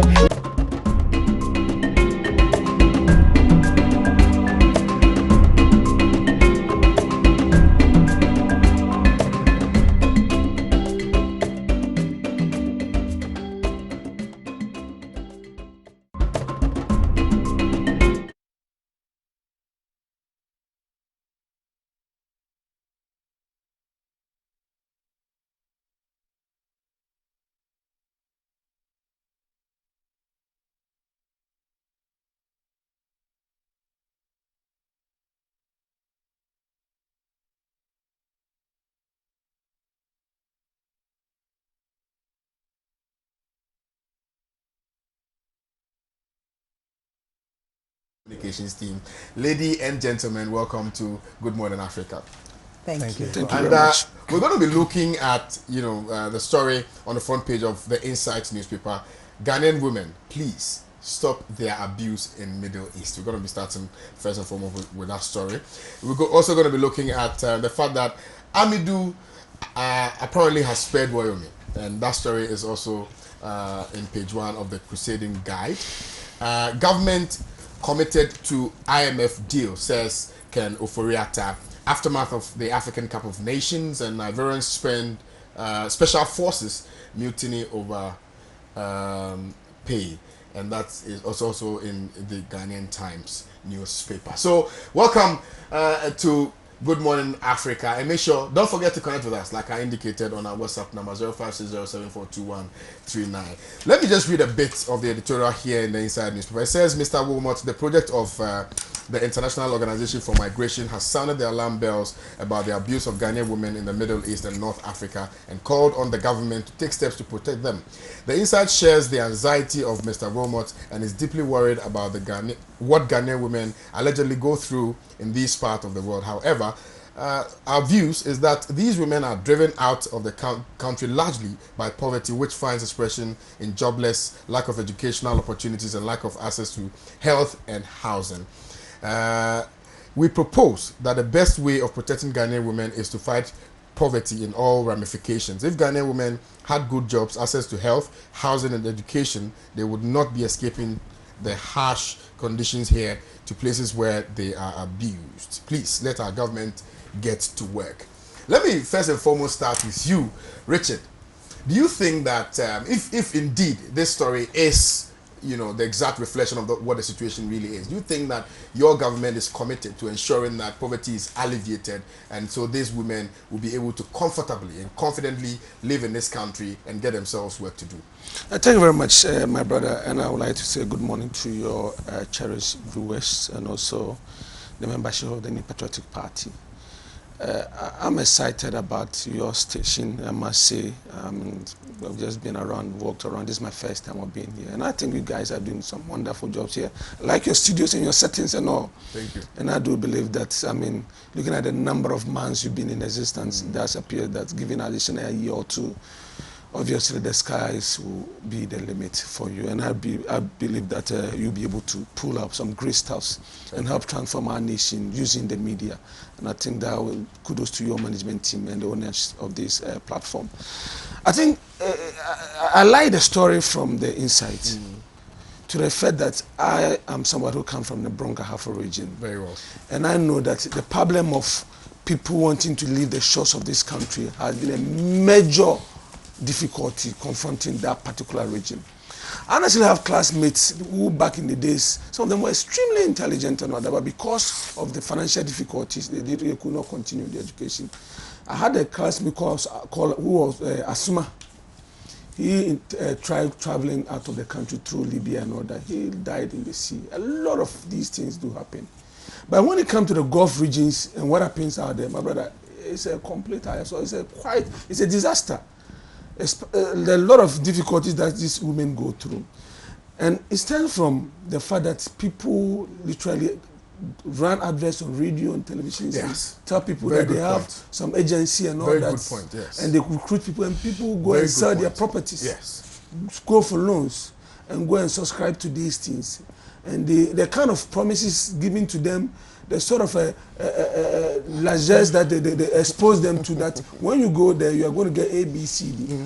And they go there and they literally become either sex slaves or slaves in somebody's land. Valid point. They get there and their visas and their passports are seized from them. And it's a difficulty. There are videos running around social media that you go to some place, some Nigerian women, they were literally being forced to sleep with dogs, horses, and all those sort of things, all in the name of wanting to go and seek for greener pastures. You could have stayed in your country. But the point is, like we said, the bottom line for all these things are poverty and lack of employment opportunities for our people. And I do believe that over the years, various governments have tried their best trying to solve this, but we have not been able to at least finish these things or deal with it comprehensively. And I do believe that the MPP, looking at the various policies that we have in place, will be able to, if not resolve it entirely, we will be able to do greater number of them. Because the point is that, look at our women. They are not lazy people. I've been telling people that a Ghanaian woman is never a lazy person.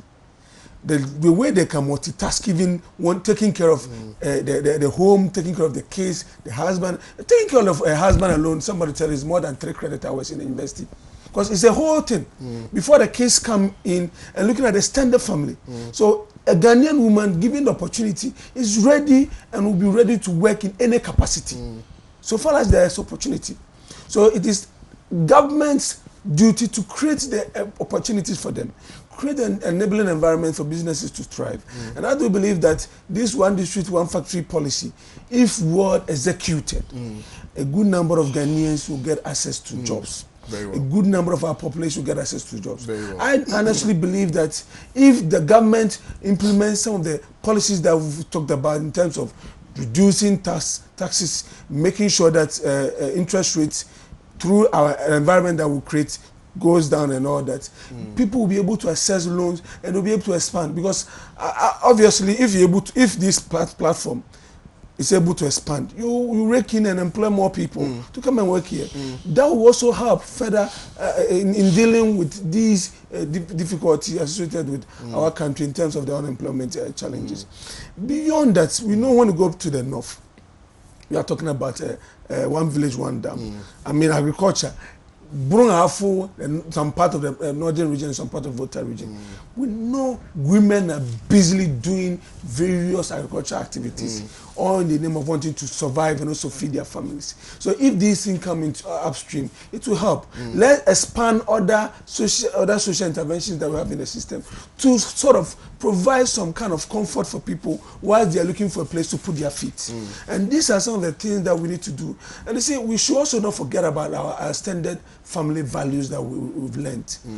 I mean, I live in areas that are, you see a family, a big house, just one person living in there with a couple of dogs. And the kind of food they feed these dogs, giving to a family, it can actually feed a whole school in terms of the school feeding program. It can actually take care of a whole school.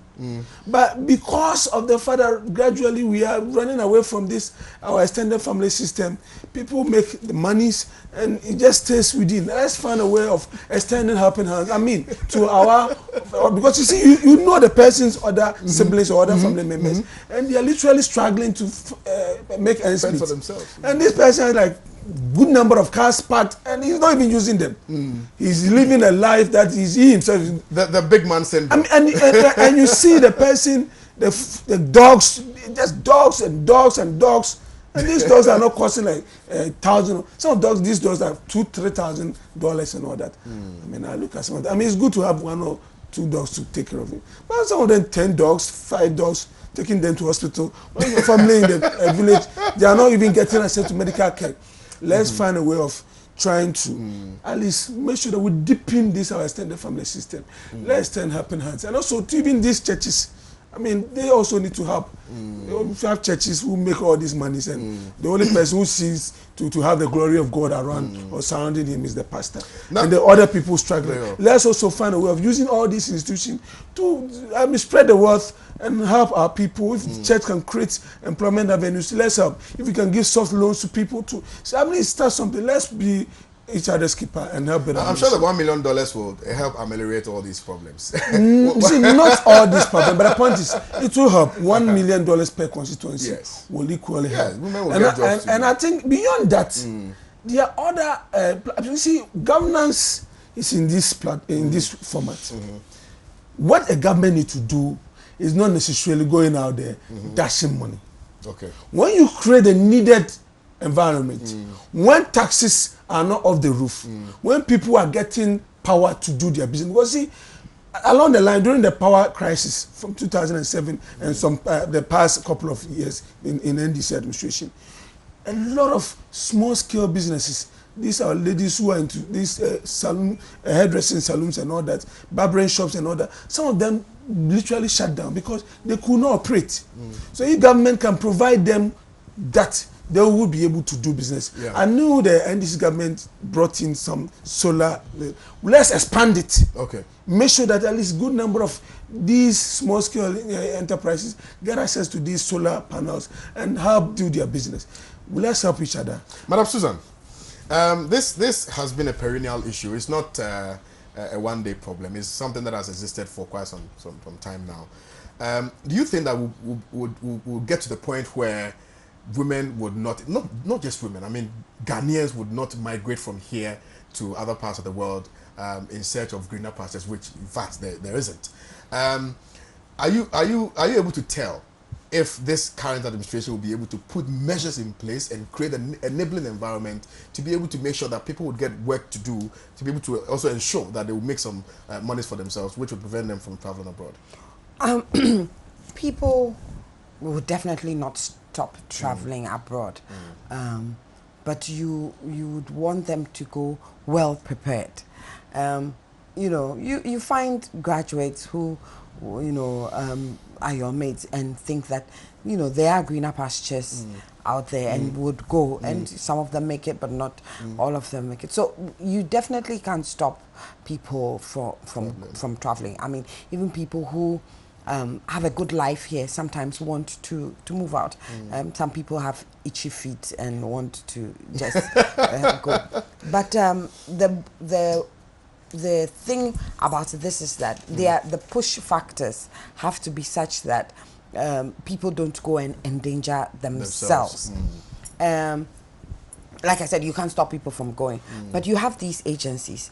You would want that the ministry, one of the ministries, I don't know if it's employment or if it's what do you call it, tourism or social protection, takes a hold of these agencies and regulate them properly. Have some supervisory, authority over them, so that you when people go, you know who has left the country, what kind of documentation, where they are, so that if there are problems with them, you can always alert the missions in those countries that, look, this person is here. I mean, you have big countries who know where their citizens are at any point in time. Why can't we do likewise? So those agencies, there ought to be a way of licensing them. You're an agency, you're an employment agency, you're a business, you need to be licensed. If you are taking people out, you need to deal with the immigration, etc., etc., etc. So that people just don't, what they call white slavery, just don't take people away, dump them, in these countries, and they have no rights whatsoever. Of course, there ought to be a lot of education. If these agencies have a regulatory body, the regulatory body would have to put that there must be a minimum amount of information you must give to somebody, and the warnings. Look, why is it that when some people are coming to this country, their mission houses will tell them, if you go to Ghana, A, B, and C, be careful of this, be careful of that, do this, don't. They get it all the time.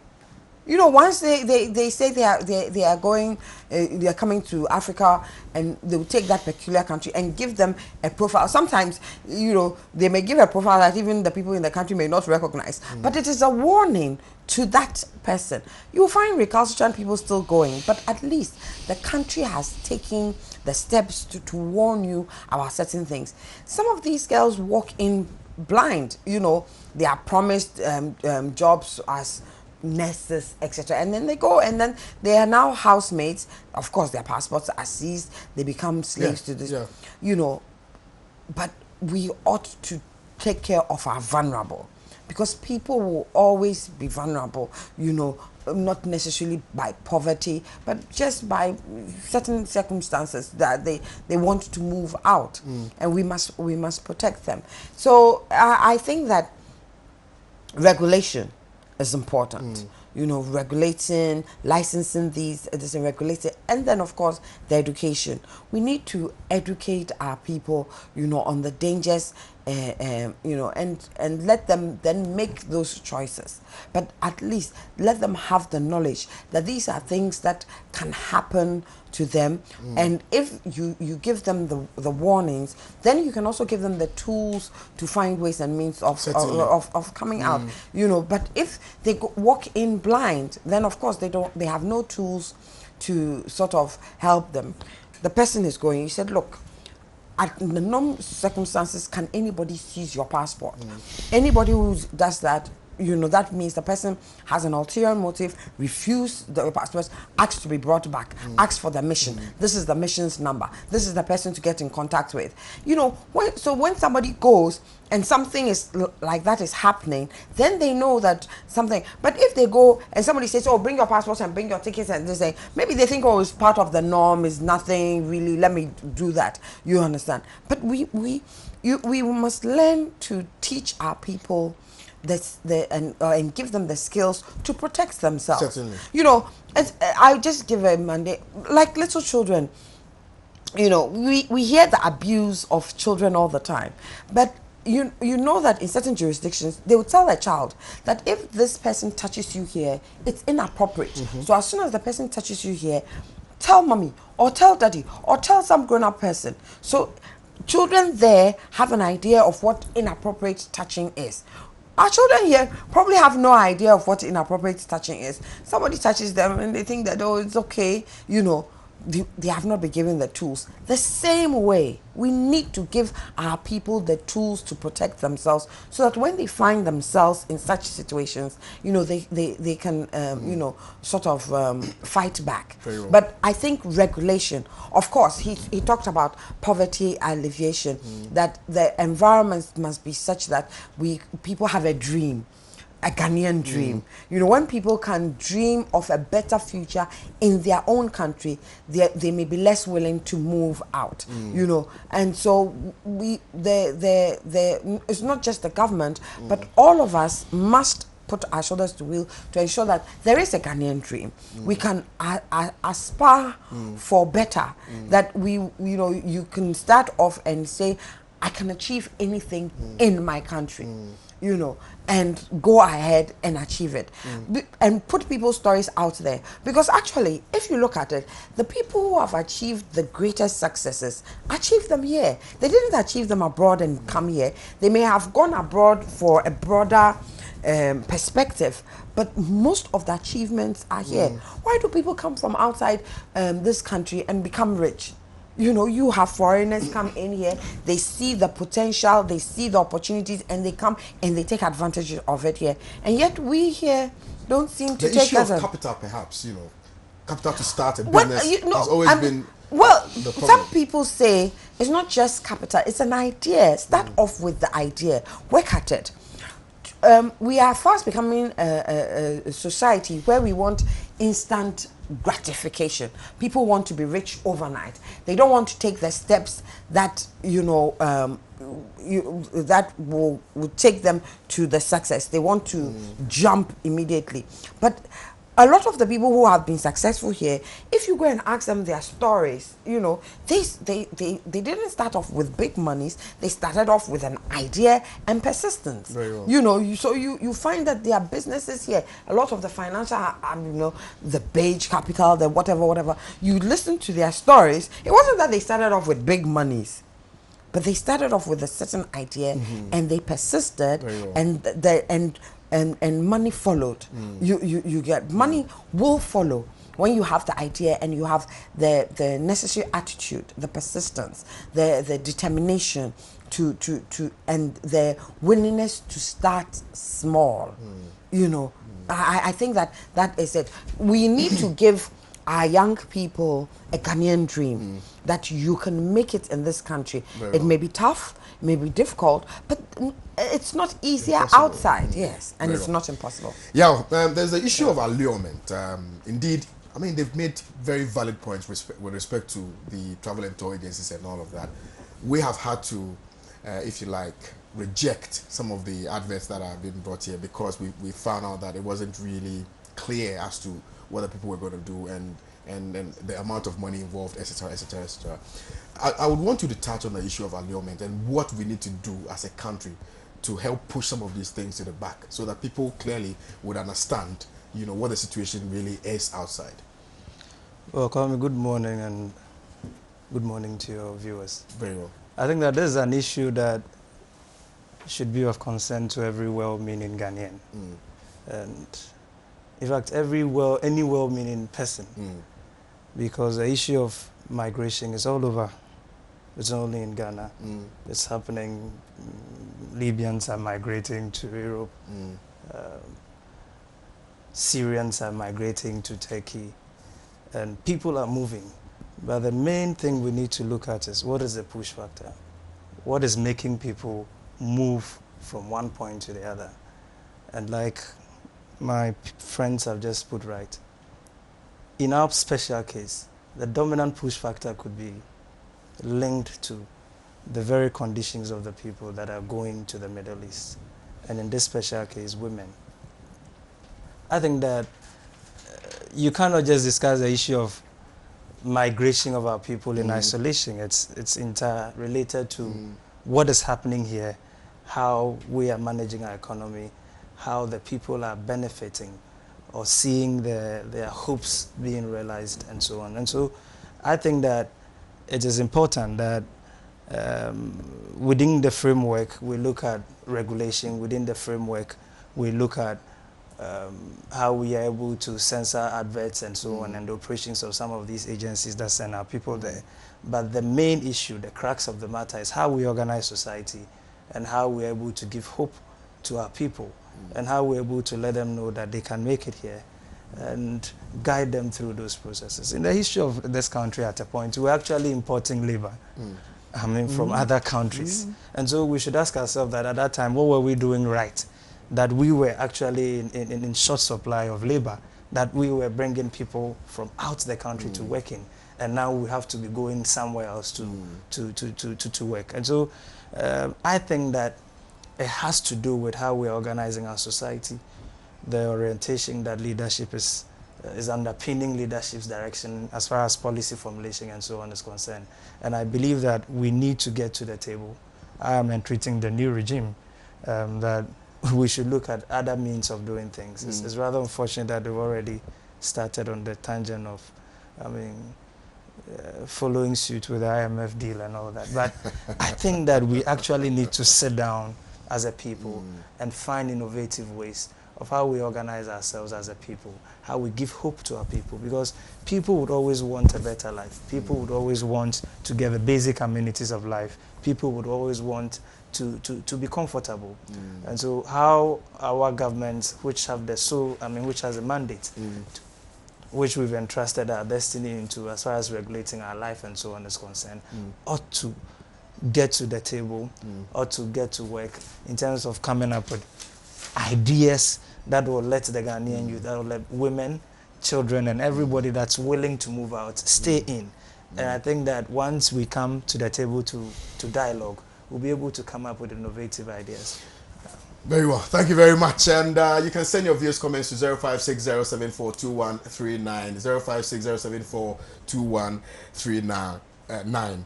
I'm going to first and foremost start with, I'm going to start with Richard. Amidu spares Wayomi. Was there any mischief when he decided to take Wayomi to court at the time? Was it because of political expediency? Did he want the MPP to come, to power? For which reason he decided to take the case to court to remind Ghanaians of a certain 51 million Ghana cedis deal? What is the issue? I think when it comes to Mr.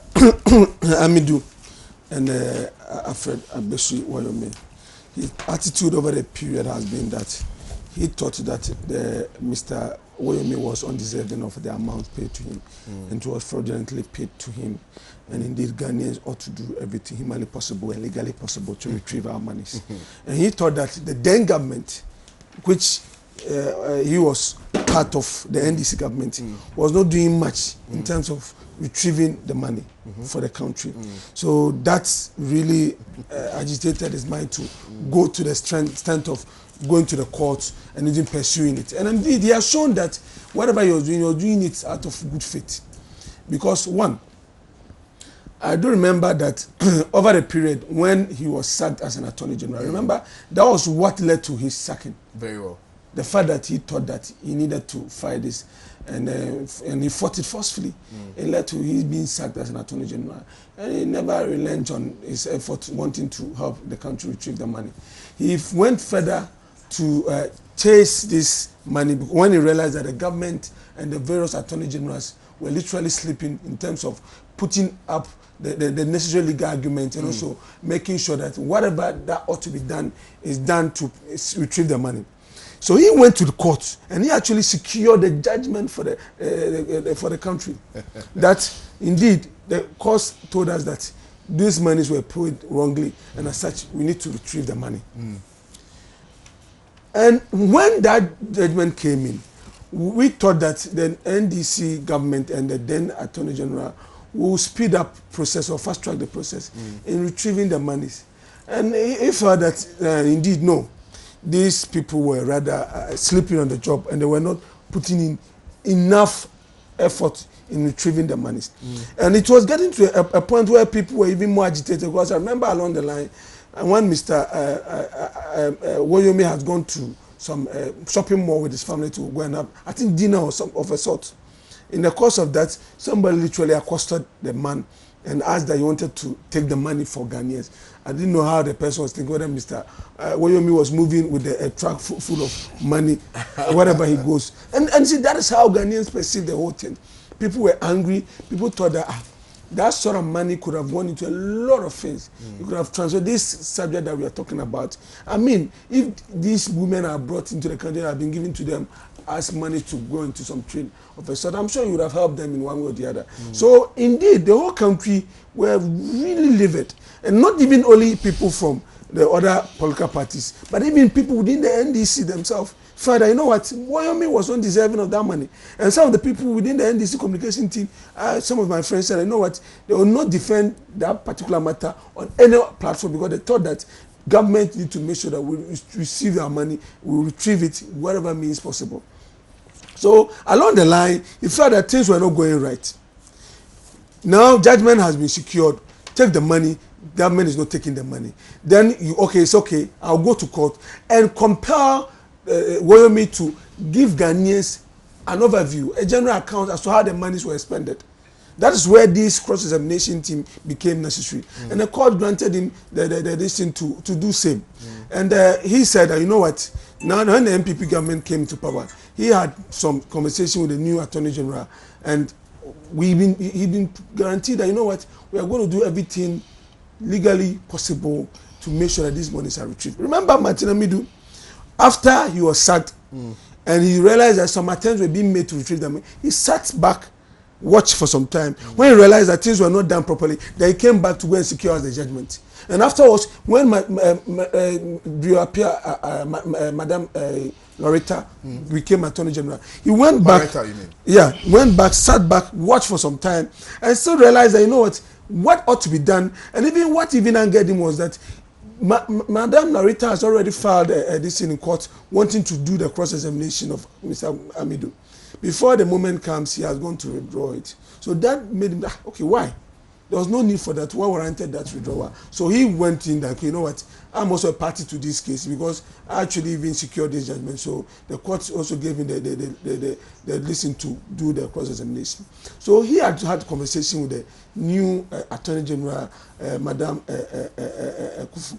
And I know if Martin Amidu sits back and observes for a period and realizes that indeed things are not done properly, he will come after everybody involved. And that's what we need Ghanaians to do. Because the point is that these monies are me and you, our taxi. These monies are the monies that we realize from our gold, our cocoa. These monies are monies that we realize from donor funding and other grants that we receive. So it is monies belonging to the good people of this country. So if somebody who had said on even radio that he had no contract and had no business with the government has been able to use through whatever means possible, secure these monies, and the court said that go and retrieve the money, we need to make sure that we take the money. I mean, we know that Mr. Woyomi apparently had paid some 4 million. I mean, but apparently that is not enough. I tell you, as a businessman, if that money had been given to me, looking at how much, the length of time this man had secured this money, I would have paid this money long ago. I mean, how many years ago?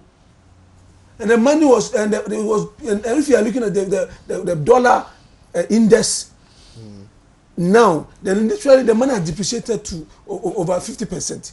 So the money itself has lost its value. Pay the money, you're dilly-dally. If you have put the money in some investment, and was just getting even 30% per annum. My brother, for all these years, you should have the principal with a lot of interest that you should be able to pay these monies. But the point is that only God knows where these monies went. And so far as we have not been able to sort of go through with this cross-examination, we will not be able to tell where these monies went. But the point is that Mr. Amidu, I see him to be one of the classic Ghanaians, one of the people that we ought to celebrate at every point in time, especially when it comes to fighting corruption.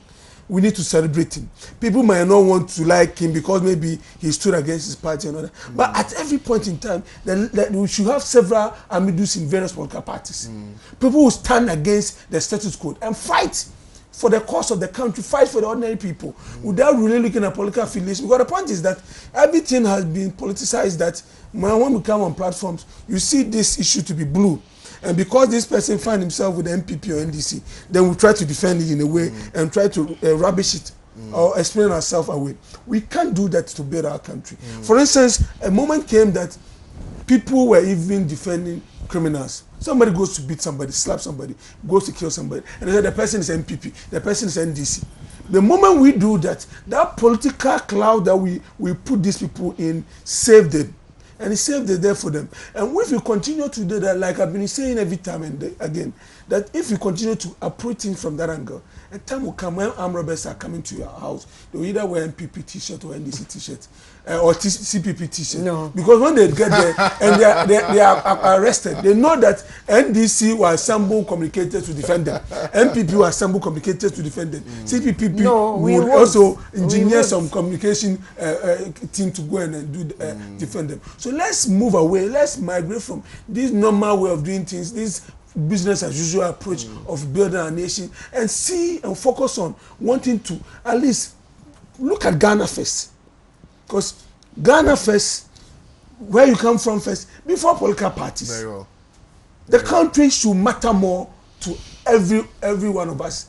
Before the various political parties, the churches, and whatever association that we belong. Okay. But the point is that is the only basis that we can develop our country. Very well. Let's look at it from that. Thank you very much, Richard. Now, on November 16th, we realized that the court was just constituted by a single judge. I mean, that is a matter that is in the public domain; everybody knows. And Martin Amidu prayed the court to be granted the opportunity to orally cross-examine Wayomi, and he was granted the leave to do so.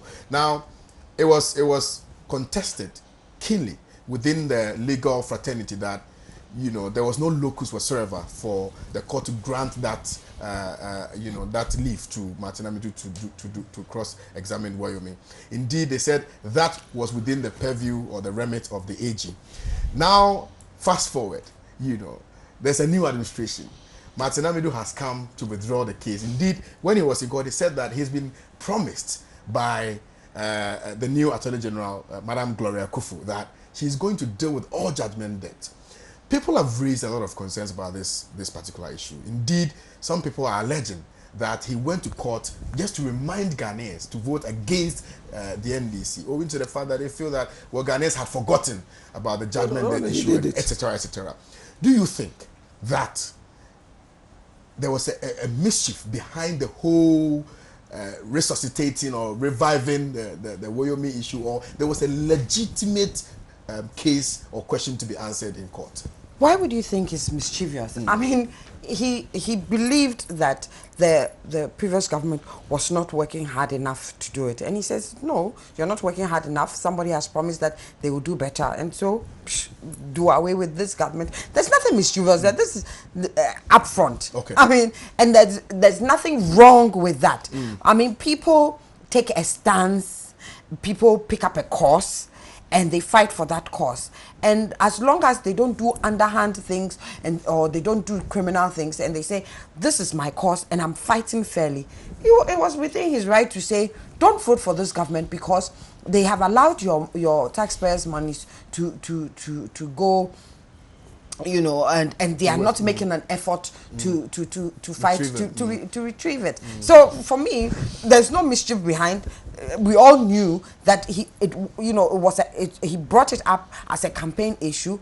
It had been brought up before, but maybe other circumstances it didn't pick up. But it was up again, and I think Ghanaians were just like, yes, where's this money? It's taking too long, and bring the money. But Richard makes a certain assumption, and Richard is assuming that Wayomi chopped the money alone.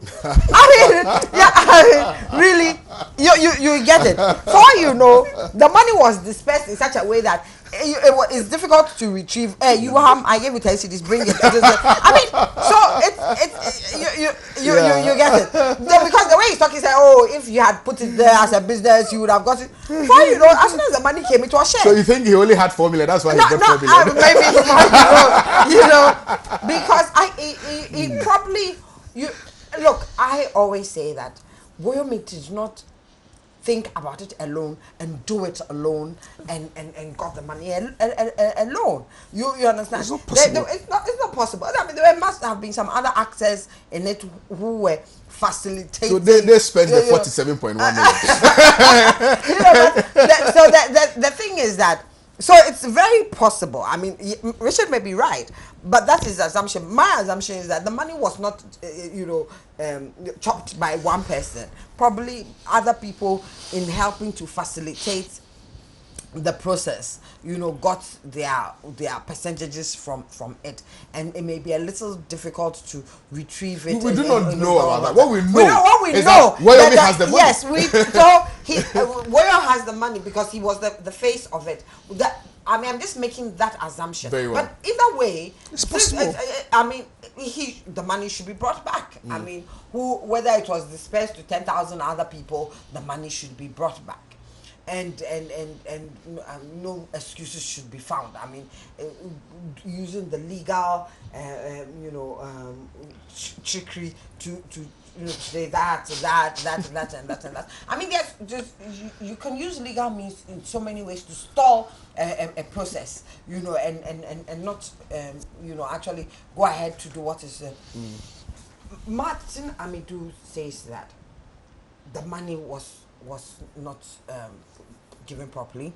He thinks that the money ought to be brought back.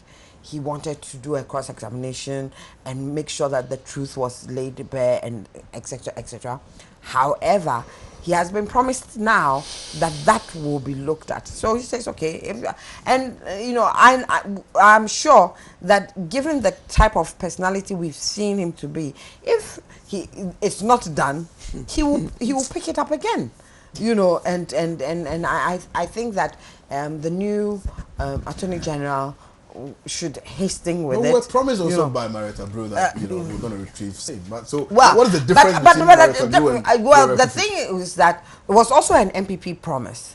Mm-hmm. It was also an MPP campaign promise. Okay. So it was not it's not just the the Attorney General who is saying she'll work on it. It was an MPP promise, and we are holding them to their promises. Okay, they promised us several things, and this is one of it. And we want to see that they actually fulfill their promise. Don't you think it begs the question of whether or not it will be able to be fulfilled in respect of the fact that, and I stand to be corrected by you, Richard, in respect of the fact that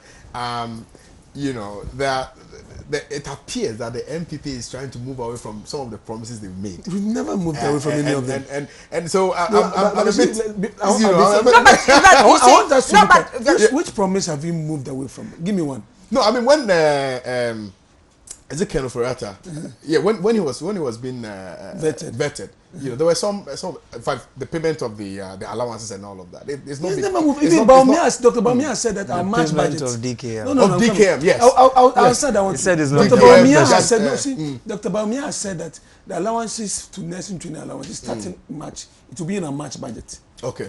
In DKM, the question put. Have you paid the national service? But that's not a promise by MPP. Okay. So that one. No, that's not. I'm just asking a question. So those things will be taken care of. Very well. But what I'm talking about in terms of the DKM, nobody has said that. What the question put before him was that, did we incorporate that in our manifesto? And he said, no, it's not in our manifesto. Mm-hmm. Do you understand that? But it was a promise made on the campaign. That wasn't. I'm coming. The point is, it is not everything in our manifesto. Or the things that government will do that will be found in the manifesto. No, but I'm coming. No, let him there are things that government will do that are not found in the manifesto. There are things, promises that will be made that are not found in the manifesto. And I tell you, we said that the good people of the Brong-Ahafo region, some part of Volta and even the northern region, who managed illegally find its way into this DKM and its siblings, God is love and all those other associated Ponzi schemes. We will make sure that we retrieve this money and give it to their respective owners. And that is what we said. And those and MPP, we stand by. We've not moved away from. We'll do it. And the point is that even Bank of Ghana we've asked them to fast track the process because already they started some payment before the NDC exited power. And we are asking them to fast track the process, and whatever it is that ought to be done, we make sure that these people get their money. We are not moving away from it. But let's then make it. We will retrieve the money for them. Very well. The thing is that you see, they made promises. They were not in the driving seat.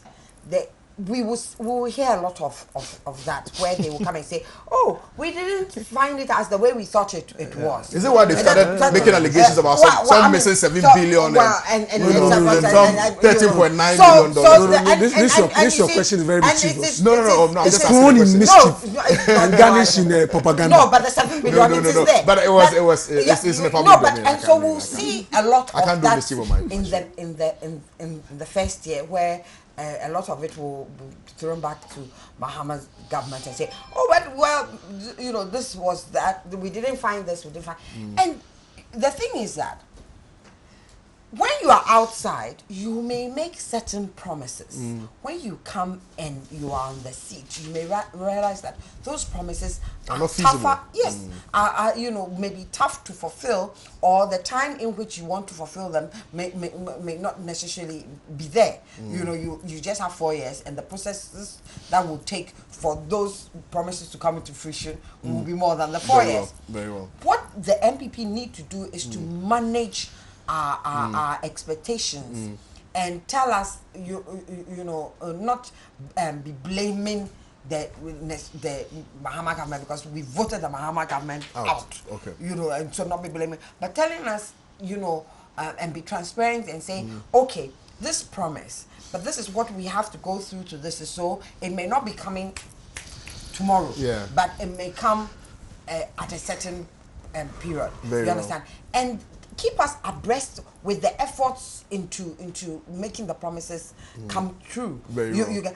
And if they have to modify the promises in some way, they should be upfront and also tell us. I mean, if you promise your child a toy, and then all of a sudden, he falls from his bicycle, and you have to take him to the hospital. The money you probably were going to use for that toy is now money that you are going to use for the hospital. You must explain to the child. So they need to come again and tell us some of the things. Because some of the promises, it's very funny. Something happened quite recently, and I was just laughing. I think the light went off somewhere, and then people said, "Oh, Nanado," and I said, "Now he has moved from Bahama to Nanado." But not just, by the way. Let's hear from you. Well, on Wyoming, there's nothing much that we can say. I know, right? He took up a matter that we thought that due process was being followed. I mean, the matter of Wyoming was in the law court, so we were expecting that we would allow the processes to follow. And of course, he did also challenged or went on his fight using the same medium.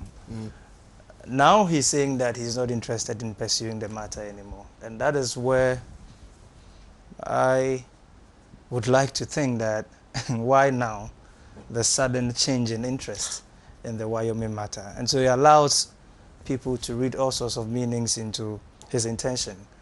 Was it just an attempt to get to the NDC to ensure that they lose the elections? And now that the NDC has lost, I mean, I've accomplished my mission, and so there's no need in pursuing the matter anymore.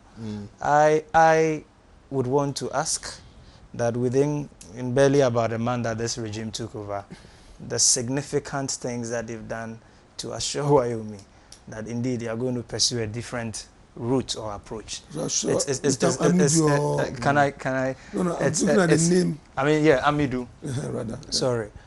And so it is certainly going to be the same processes, the same law process. And like Madame Amankwa said, that the courts have their own trickery. I mean, to use her words, that the processes are cumbersome. I mean, you cannot, the very essence of our democracy is for us to respect the rule of law and to ensure that our institutions work. And I'm looking forward to what Madame Ekufu is going to do differently from what Madam Opong did. And it's early days yet, and as matters unfold, we'll be able to see what would happen. The details about what went on, etc. and so on. I mean, this whole thing started from 2008, about his financial engineering towards the CAN 2008. And so that matter has a history. We are where we are, and Amidu's interest, he says he's no more interested for now in pursuing the matter because the new regime has given him assurances. We are watching to see how things would unfold. I think we should be fair to Amidu. Indeed, the backdrop of the story is that he felt that the previous AG was not forthcoming.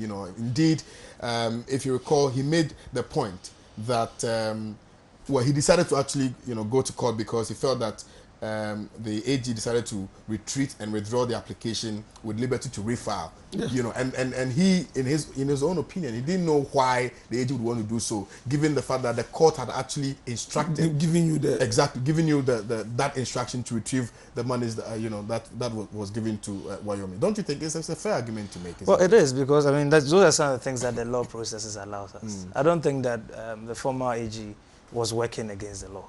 I mean, and the processes of the legal system, it's very slow. There was no timelines, I mean, because obviously if my money is with Richard, matters with the court, and then I want my money, I will come for my money. How do you go for the money when you have to go through proper processes, but the state, even the judges sometimes get angry. Let me tell you, there are a couple of times that the Attorney General Department were fined by the court because of the way they were slowing down the pace of the trial. Let me tell you, there was a moment that they were fined 500 Ghana cedis. You know what they did? They went back and regrouped, and they came and they set aside that 500 Ghana cedi. And they were fighting that they are not ready to pay that 500 Ghana cedi. And that was going on in court. When you have 51 million with somebody that you have to chase. Very well. So let me tell you, and there's another, Martin Amidu is one of the greatest sons of this land. Let me tell you. Along the line, he stopped at nothing by even having a press conference, Facebook Live or whatever it is. It's literally like a press conference, where he spoke to Ghanaians and told them that he wanted them to vote against the NDC government. He didn't stop at it. So it's not like he's pretending. Yeah, so which is why people are raising eyebrows. Let me tell you, and he gave reason. The intent and purpose. You don't need to raise eyebrows to somebody who has been upfront with you. The man says he said the only way he thinks this money can be retrieved is when the NDC voted out. NDC is out of power. Very well. But he believes that they are not ready to retrieve the money. But given the time span, they from 2009 to date 2016, they have not been able to do much to retrieve anything. Okay. Then he thought it. He felt that. Land on your point. I need to go for a commercial break. I mean, in conclusion to that matter, all I'm saying is that government demonstrated commitment towards ensuring that we retrieve the money. In fact, it's a fact that Wyoming has started payment. As to the amount and whether it is substantive enough, that is for people to decide. But Wyoming has Wyoming is in the process of paying the money. And so let us allow the processes to work. Very well. Somebody owes you 1,000 cedis, and then they come and they start by paying 5 cedis. Then tomorrow if the matter is gentlemen, hold on. Good morning, Africa, live on Pan African Television. I'm going for a quick commercial break, but make sure that you send your views and comments to 0560742139. I'll be right back after these.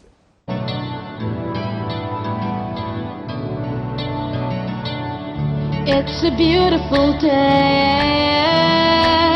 I'm gonna make most of it. It's a beautiful day.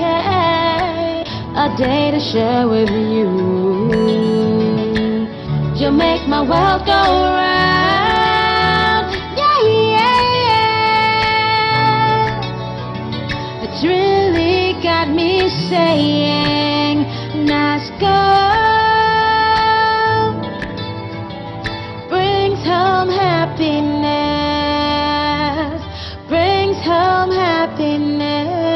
Experience the wide range of top quality and affordable electronics, phones, tablets, home and office appliances from Nasco. Nasco, bring home happiness.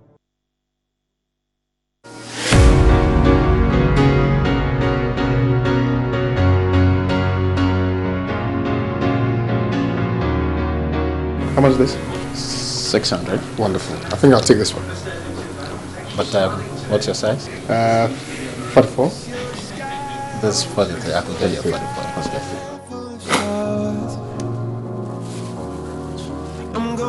This is the man, your home of quality shoes from the UK. We have various shoes for the office, for your formal and casual occasions. Visit the man in Abink. Our office is located just behind Aquatech. Our telephone numbers are 020-873-7166. You can also reach us on our landline 0302-730-760. We'll be expecting you.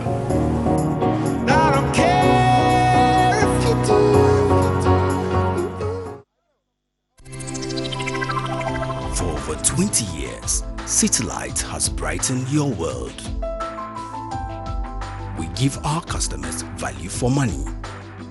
It's no wonder Citylight is still the preferred choice.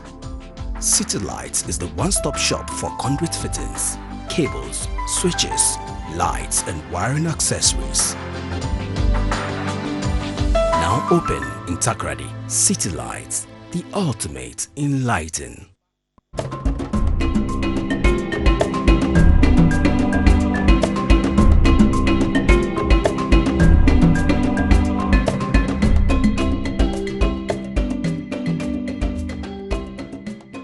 Welcome back from that quick commercial break. This is still Good Morning Africa. We're live on Pan-African television. And don't forget that you can send your views and comments to 0560742139. We have here in the studios Madam Susan Edouard-Mankwa and, well, Mrs. actually. and Richard. And of course, Nana Yao Apiakuvi as well. Now, we have some messages coming in. I think we need to read them quickly and then move on. Good morning. My name is Mukhtar from Tamale. It is rather unfortunate for Martin Amini to leave the case of Wyoming. Now the MPP is in power. This is a pure and clear sabotage to the NDC. God is watching because the evil that men do will surely live after them. And this one says, MPP says they will give job to all Ghanaians. Now MPP is sacking here and there. This is the beginning of the fall of MPP. Market. And it was sent by Grace in Dunkwao. This one also says, Mr. Martin Emidu's withdrawal of Wyoming's case in court does not mean the money will not be retrieved. The Akufo-Addo administration is ready to collect the money, and that is from Yaya inside END. This one also says, the president can decide to use 15 years old Phoenix bicycle, popularly called Buzanga Volvo, to office for all I care. I don't know what you're referring to, unfortunately.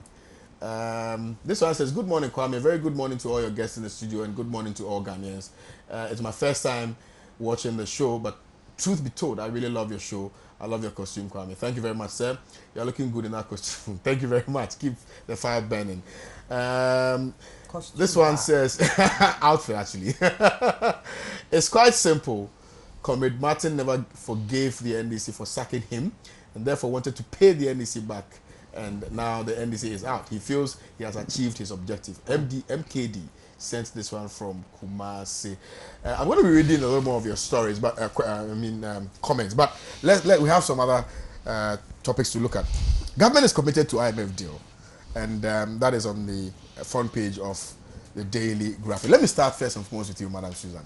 Do you think that this administration, indeed, owing to the fact that they wanted to restructure, but I don't know, you see, and I stand to be corrected, some of these IMF deals, I know comes with certain conditions. Yeah. Do you think that the MPP can just, decide to change the conditions and restructure and all of that? You want to start off? Well, let me give you the opportunity, yes. I think, you know what, on this particular thing, the IMF has it at the back of its mind that it was a previous administration and they did their own projections. And based on the projection, that is why they agreed to certain conditions. Okay. Remember, in the international finance market, these things are allowed. Even every now and then, when NDC was in power, every year, when they went and subscribed to that, there was reviews. And these reviews are forced you the opportunity to sort of make certain adjustments and amendments to suit your new economic outlook and how you want to look at things going forward and your projections. So it is allowed. And this year, they are going to come, they'll be in the contracting, they're already around. And around March, we have a firmer, because we want to know the way forward. So we can incorporate that into the March budget that is to come. I know people are asking that, is MPP going to change the IMF deal? We can't change it. NDC government subscribed to that. And that subscription meant that it is Ghana that has gotten itself into that particular arrangement. The only thing that any other administration can do is ask for, maybe in terms of the interest, see whether they can negotiate it better, and it happens. Sometimes even ask for them to even convert some of them into grants, instead of the government paying. Because I remember 2000 and 2001 MPP came to power. We had loans hanging around our neck all over. And we thought that we needed a way to sort of give some breathing space to the new government so that we'll be able to take care of our financial obligations across board. We went into the IMF and other World Bank and said, you know what, we want to declare HIPIC. And there was a program that way. That program allows you that you'll be giving some debt forgiveness. So certain debt that you're supposed to pay, that would take some chunk of money from your money that you mobilize from your taxes and all that. You'll be forgiven. And you give it a period, some of them, they also spread it, forgive you a longer period for repayment. So we did that. And it gave us enough fiscal space for us to operate. So moving forward with this arrangement, what we seek to do is that we know that our brothers, NDC government, President Mahama and his team, went into the IMF seeking for what they call policy credibility, because they thought that the government and the country has gotten to a point where our credibility was so down. Because if you want to go to the financial market, countries like Côte d'Ivoire and other countries in Africa were getting loans and facilities at the rate of 7, 6, something even 5%. Ghana went to the market and were getting 10.7 interest. And that was too high. It was high because these countries thought that we could not pay them. And the risk component was too high. Banks increased their interest that you pay because of the risk component. If they think that the risk is literally minimal or zero, they will make sure that the interest rate is a bit smaller. But because of that particular thing, that is why these international markets were giving us facilities at that rate. So for government to go and have that comfort, they need to walk to the IMF and tell them, you know what, give us some facility. Also give us what we call policy credibility. So that the whole world will know that you are the headmaster. You are standing on our shoulders with whip. If we do not follow these sort of programs that we've come to subscribe to, there are various punitive measures that you apply to us. That meant that this country can be sanctioned in one way or the other. Very well. So that will make other international financial market operators be comfortable with us. Very so well. that's what they call policy credibility. And they went and they helped them, they secure some amounts, and those amounts were coming in and all that. But we felt that, you know what, looking at the sort of area we find ourselves, how we've been boxed into a corner where we need to service a lot of loans within a short period. If it is possible to go and say that, you know what, we know we owe you, we are supposed to pay in 5 years. But looking at the economic situation of this country, we want to repay this money in 20 years' time, or spread it for us for 20 years. It gives us some fiscal space to operate. So this whole arrangement and the language being used, I've just decided to do away with some of the terminologies and bring it down for people to understand and appreciate the dynamics and economics and the figures that is associated with this. So all these things is just going to have Ghana at least get some room to operate. So that the policies of the government, because if we do not do that, then every money we realize will go into debt servicing. Very well. And when you have over 7 billion going into debt servicing every year, that's a major hole. And I think he wanted the tweaking to be done owing to the fact that a certain $1.6 million was not accounted for the $7 billion. That $7 billion thing, people needed to understand it. What it is that... And quickly on that. Quickly on that. You know, based on our transitional arrangement, we said that we want to have an Administrator General. The work of the Administrator General is in such a way that 1 month before elections, that's what the transitional law says. 1 month before elections, every ministry, department, agency, anything that has anything to do with government that government has control over, they need to prepare what we call handing over note. Okay. In that handing over note, every financial transaction ought to be captured. Ought to be captured in there. So the new government, once it picks that note, is well abreast with everything that has happened. Okay. So in terms of what the note that came from these MDAs and what came from the Ministry of Finance and all that, we anticipated that 7 billion will be captured in that note. And we realized it wasn't captured. But nobody is saying that somebody has chopped the money. But it was not captured in that note. Then we had to go and do other checks and ask them questions. And they said, okay, we need to check through the GIFMIS and look. And the GIFMIS is just a financial platform, a software application that has been created just to sort of regulate our financing and the way we spend money and how government money comes in and all that. We need to go and track it.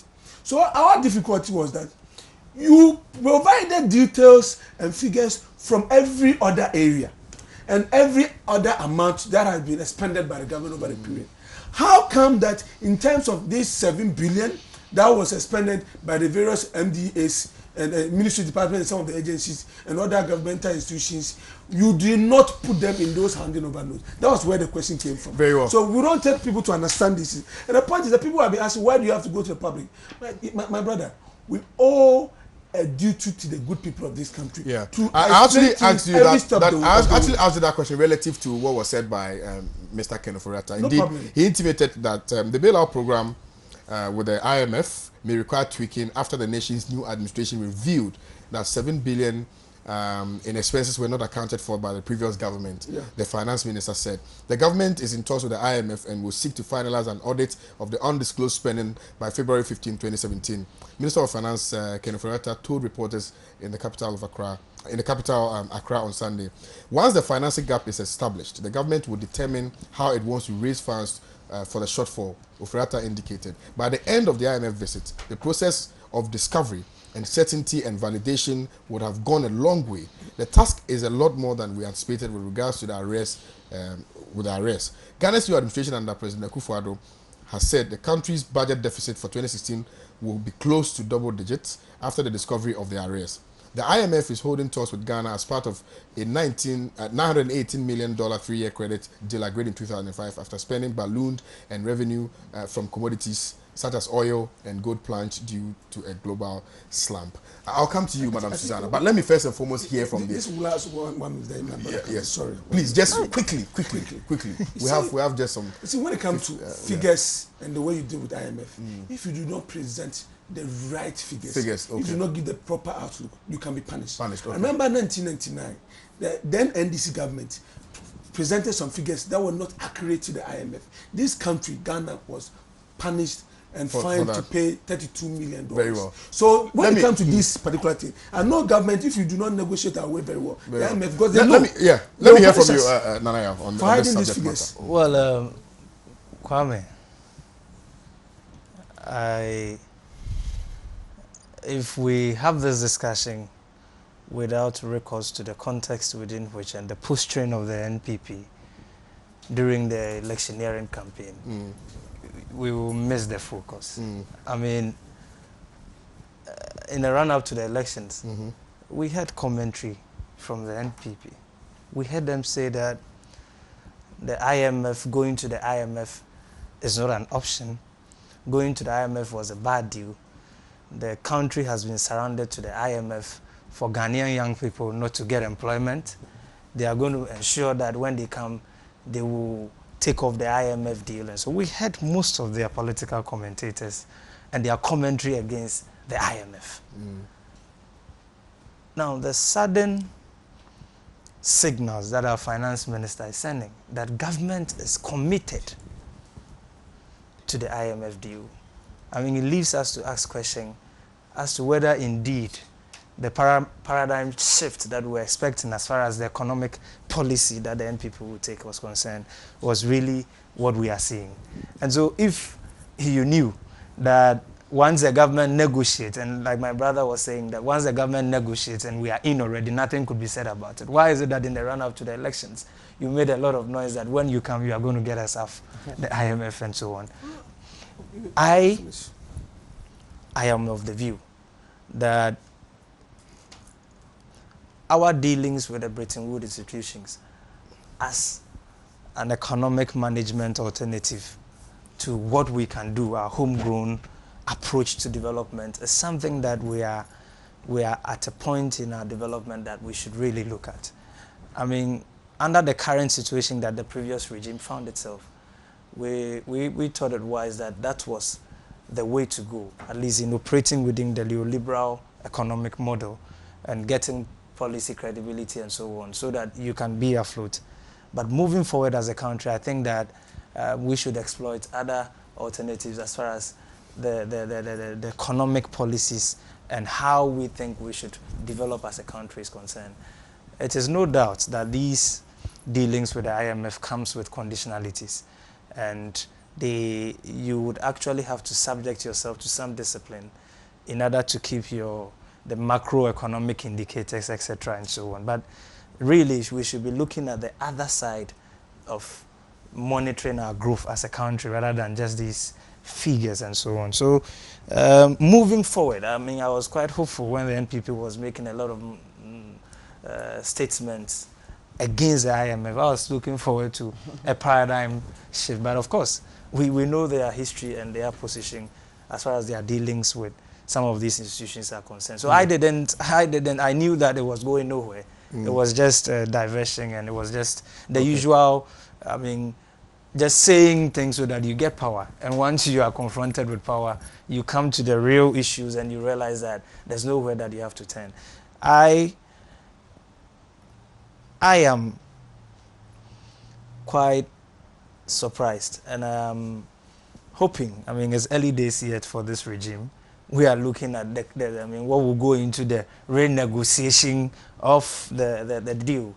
If in fact they are going to, as they said, lift the ban on recruitment into the sectors to make sure that, I mean, as against checking it so that our wage bill doesn't bloat, etc. and so on. We are going to look at it. And I mean, the indications we are getting is not good.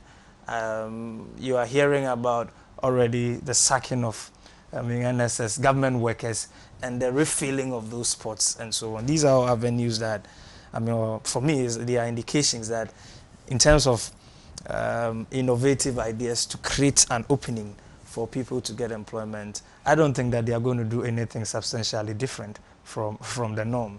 And it's early days yet, so what is the norm? I mean, the norm is, we know the norm already. What is the norm? I mean, the norm, what we did, the NDC did in terms of going to the IMF, became what it was at that time. We were looking at bringing something different to dealing with the IMF as an approach to building your economy and so on. But I mean, precisely, I mean, the statements of the finance minister and the senior minister and the players in the, how do you call yourself? Is it the economic management team or whatever? That's not what that's how the constitution calls us. So, economic management no, team. you have, Safo said is going to coordinate what? The economic something sectors. The senior minister and so on. So we are watching. It's early days yet. We would want to see the content of those negotiations. We would want to see its direct implication as far as the relations with ordinary Ghanaians are concerned, and how it will create the jobs and so on.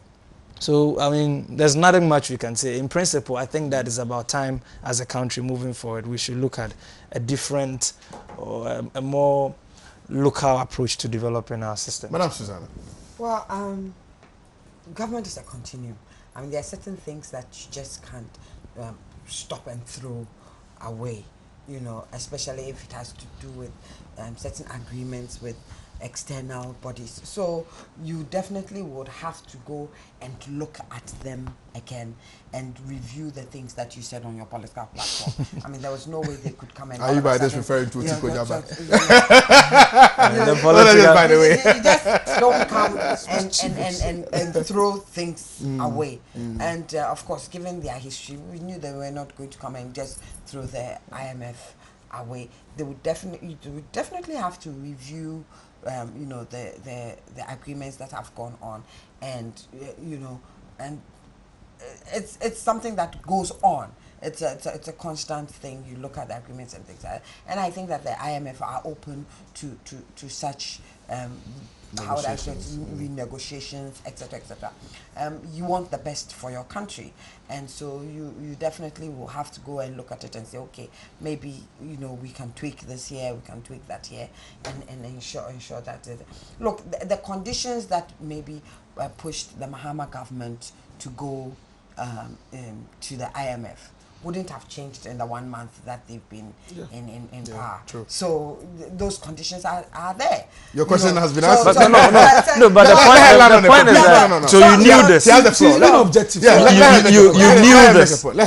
Yeah, I mean, but we know this, and then we go and we say things different. Precisely. And I think that there's a quotation, I forgot who actually said it, but the person said, you know, they are surprised at people that they believe politicians. The person is a politician. He says he's surprised that you know, politicians make promises and people actually believe those promises. And you know, so sometimes the things that are said on political platforms, take with a pinch of salt. But the things that in the 1 month that they've been in power, the conditions that made the Mahama government go to the IMF have not changed. So they cannot all of a sudden come and say, let's throw it away. There may be certain conditionalities that may be pinching, you know, for us, and you know, they may look difficult at a particular time, but they may be also the kind of harsh things that, or the kind of tough decisions that have to be taken for a better future. Very well. You know, so you have to go and look at it and say, and then you can vary it in terms of a different thinking and say, oh, look at this condition. If we did it this way and this way, we may get the same results, but we may not necessarily be as harsh or as tough as it you know, it could be. Of course, the freeze, and we know that there was supposed to be a redeployment. Is that certain people were supposed to lose? You want a lean and mean government. How is it that you're going to do that and still keep your promise of giving everybody a job? You know, that some thinking must go to. But the issue with the 7 billion, I mean, how were you not expecting the MPP to play politics with it? Why didn't? I mean, they would have played. Look, we are talking about politicians. Anything that they can milk and make political mileage out of, they would do it. The 7 billion didn't vanish. It was there. It was there. And you see, but it's allowed. There was nothing illegal about it, where you have given maybe some contracts or you've spent some money and you put it in the budget that is coming afterwards, so that when that budget is done, the first thing that has to be done is to pay those monies out. So you may think that the money is missing, but it's not money that is missing. It's just that it has been re-engineered in such a way. So why was it not captured then? Why was it not captured in the transitional notes? It was captured. It was captured. I've seen the document. It was in the gift. It was captured. But you see, that's wherever it is, it wasn't money. That's what I'm saying. Then you should have acquitted in the hand of You should have acquitted us. Wherever it is, it wasn't money that was lost. And you say, hey, we can't find this money, and make it look as if it is money that is missing in somebody's account or it's in somebody's pocket. You get it. But look, let's face it. In the next 1 year, the MPP is going to do a lot of that, where they are going to say, hey, this one is missing. And they say, okay, maybe it was not where it was supposed to be, or they didn't put it where it's. Richard will disagree with you vehemently on this. We will see a lot of that. We will see a lot of blame. We will see, you know, they'll spend the first 1 year blaming the NDC for anything and everything. I think we should all be expecting that. And then maybe the following year they will settle, and then, you know, they'll come third year and say, okay, give us more time to finish the things that we were doing. Hey, projections. Well, viewers, we're just about wrapping up, but briefly, just maybe just 5 seconds on. Let's touch on the aftermath of the African Cup of Nations. We were disgracefully sent out of the African Cup. Susanna. I mean, you take $3.1 million to Gabon, right, in the expectation that you're going to win the cup and bring $4 million home, and then you go and you're kicked out. Is that not? Well, I mean, but the thing is that there are certain conditions that will make sure that you get the cup, and maybe those conditions were not there. But it is also a thing that you can make the best, have the best intentions, but other teams are better prepared. You get so it. Why were we not better prepared? That's my problem. But were we not going to commit money? Look, let's face it. I have one ear to this. We change our players, we change our coach, we change our ministers. We've had like 12 ministers. Who are the constants? There's a particular constant that is there. The FA. And thank you. They must be kicked and down. The management, or you support that course. And the management of the Black Stars, they are the constant. And we've changed all other factors. And still the problem is there. And the problem is there. And we think that there's nothing wrong with the constant. I mean, it just doesn't make sense. Anybody who does any analysis of it will say you have a constant. You've changed all the other factors and things like that, and you are not getting the results that you need to get. And you think that why are you not changing the constant? The management of the Black Stars is poor. Look, this issue about flying 3 million and things like that. I mean, who does that? It is not from the people who flew the money. It is from the management. When they start, we are managing the people, and you say, look, this is the way, these are the laid down procedures, this is the way to go. When we are going to give you money, we pass it through your account, we do this, we will do this, you take it or you leave it. You are the one in charge. You understand? No. They'll fly. Look, 3 million. I never blame the footballers. Okay, they come and they are coming to do a job. They want money for it. It doesn't matter. Look, people, we are all Ghanaians. If they are our brothers and our sisters, our nephews, etc., wouldn't we want them to be paid for their jobs? Certainly. Look, I forget his name. He got injured at a what do you call it? Black Stars. The whole season he has not played. It is his club that is paying for his medical fees, and the Ghanaian what do you call it? Government is not paying anything towards it. Why should he come and play? Just and come and not get any money out of it. They will make the best negotiations for themselves. Very well. Yes, and they would want. I don't think they go there purposely to lose. They would want that glory of winning also. Let's change the constant. The management of the Black Stars must be changed. It must be changed. Okay, so that's my news for today. Nanaya, quick one. Well,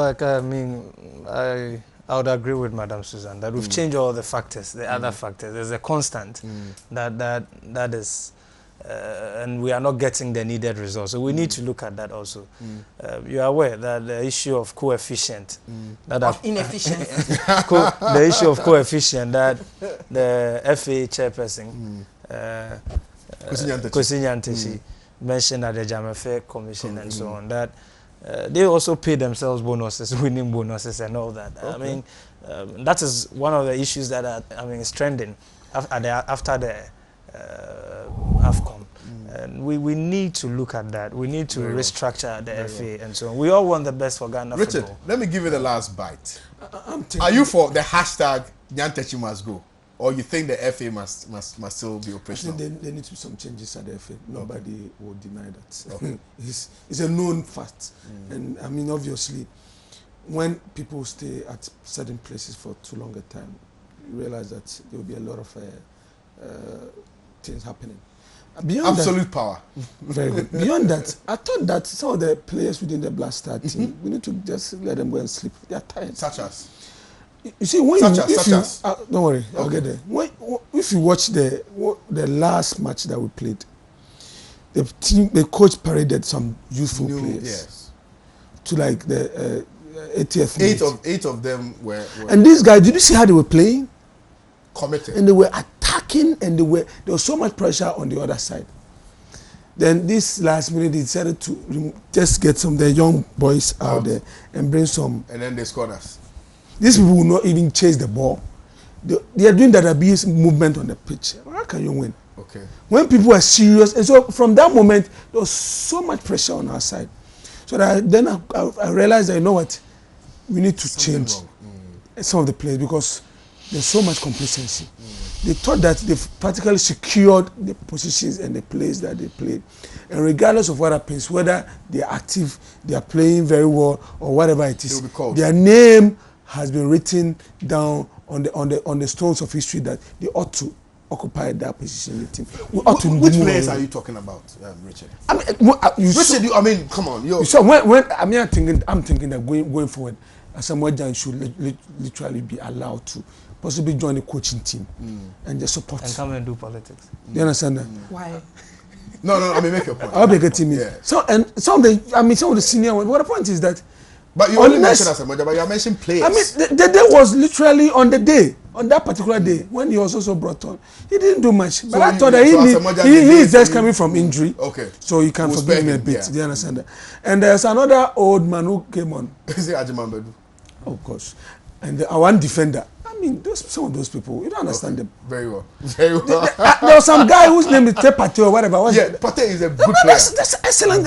So how come this guy was sitting on the bench and these people were just messing around? I mean, but it's the politics behind. We need to change that is the point.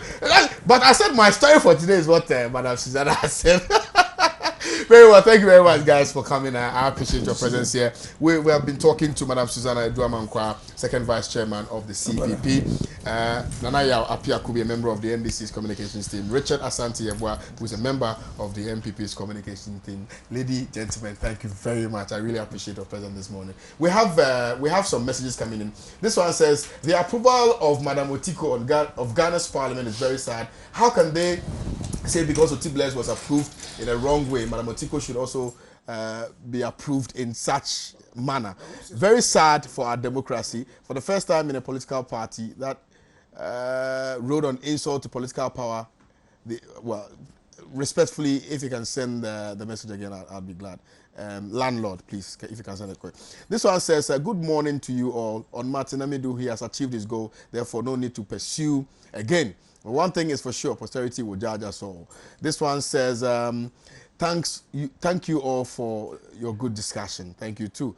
And this one says, why should Amidu stop when he is so close to finish what he started? Because another person has promised to collect the money. Again, point of correction, Amidu wasn't sacked because of Woyomegate. He was sacked because he failed to name the ministers he said were corrupt. Kwame, can you please read the MPP's manifesto about special prosecutor, page 135 paragraph? I'll do that tomorrow for you. Has the executive said such a bill before Parliament to be passed before the appointment? We are watching them closely. As for Martin Amidu, he's just disappointed that Kutampa has taken his place, hence his withdrawal to orally examine Wayomi. 1 month in government, and MPP is panting like this. Papa Echo sent this one, and you've also sent the MPP's manifesto. Thank you very much for sending that.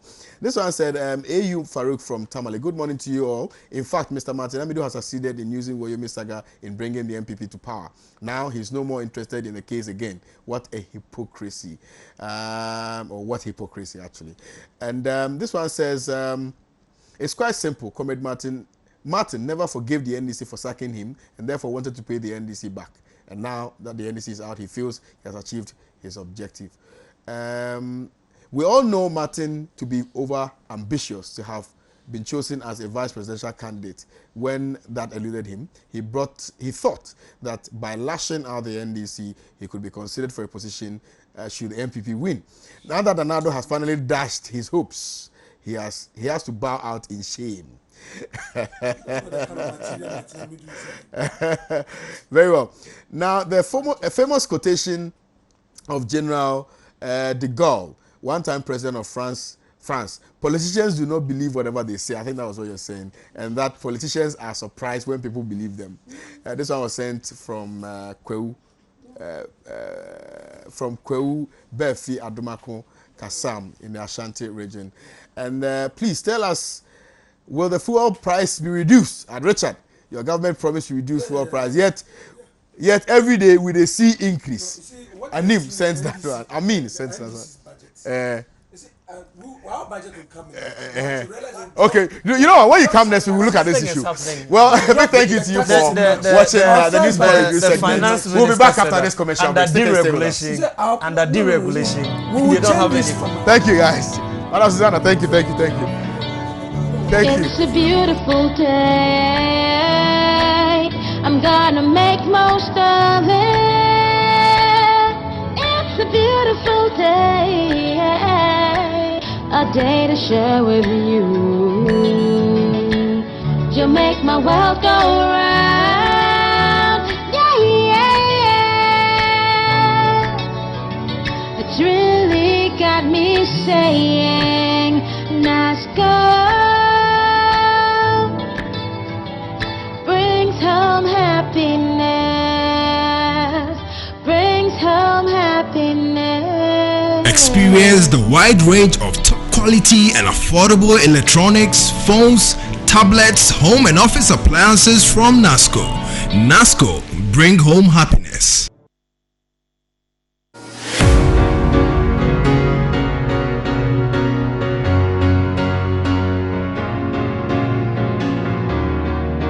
How much is this?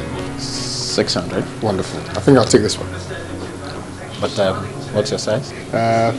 44. This is 43. I could get you 44.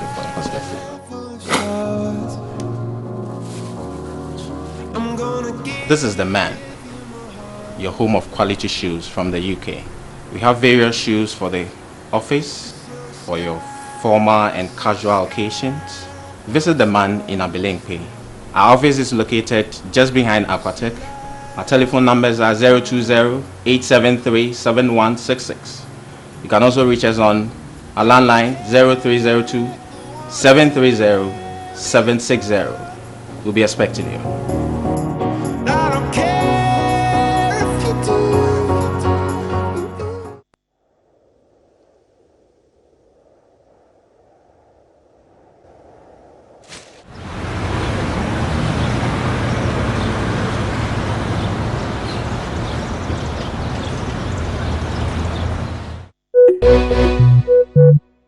All who never know them are gonna know.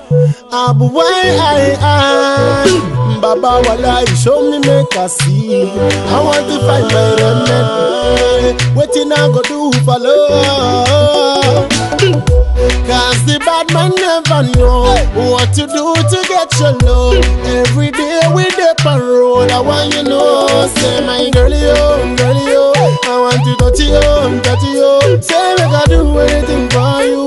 Girl, I'm ready, oh, ready, oh, oh, oh. Girlie, oh, girlie, oh, I want to touch you, touch you. Say make I do anything for you. Girl, I'm ready, oh, ready, oh. When I'm basa basa, let me hold you tight. Can't feel cold, I'm a light.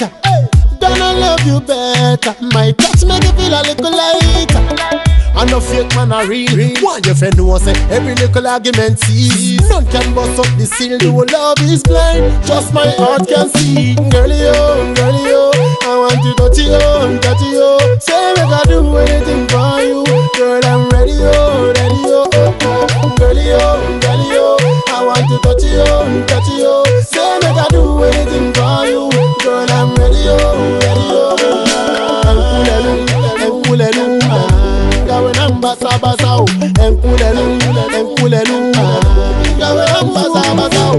I no born no vex. It be the things you they do and the words. Oh yeah, like journey to the west. I go they follow you, we do like us. Oh yeah, after you no one next. If you know be you, then nobody else. Oh yeah, woman I bring happiness. Everything I they do, no they under the rest. Oh yes, girlie oh, I want to touch you, touch you. Say make I do anything for you. Girl, I'm ready, oh, ready, oh, oh, oh. Girlie, oh, I want to touch you, touch you. Say make I do anything for you. Girl, I'm ready, oh, ready, oh.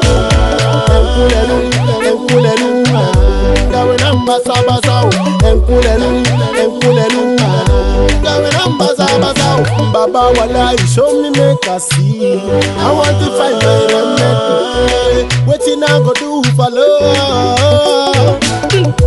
Cause the bad man never know what to do to get your love. Every day we dip and roll. I want you know, say my girlie, oh, girlie, oh. I want to touch you, touch you. Say make I do anything for you. Girl, I'm ready, oh, ready, oh. Girlie, oh, girlie, oh. I want to touch you, touch you. Say make I do anything for you. Girl, I'm ready, oh, ready, oh.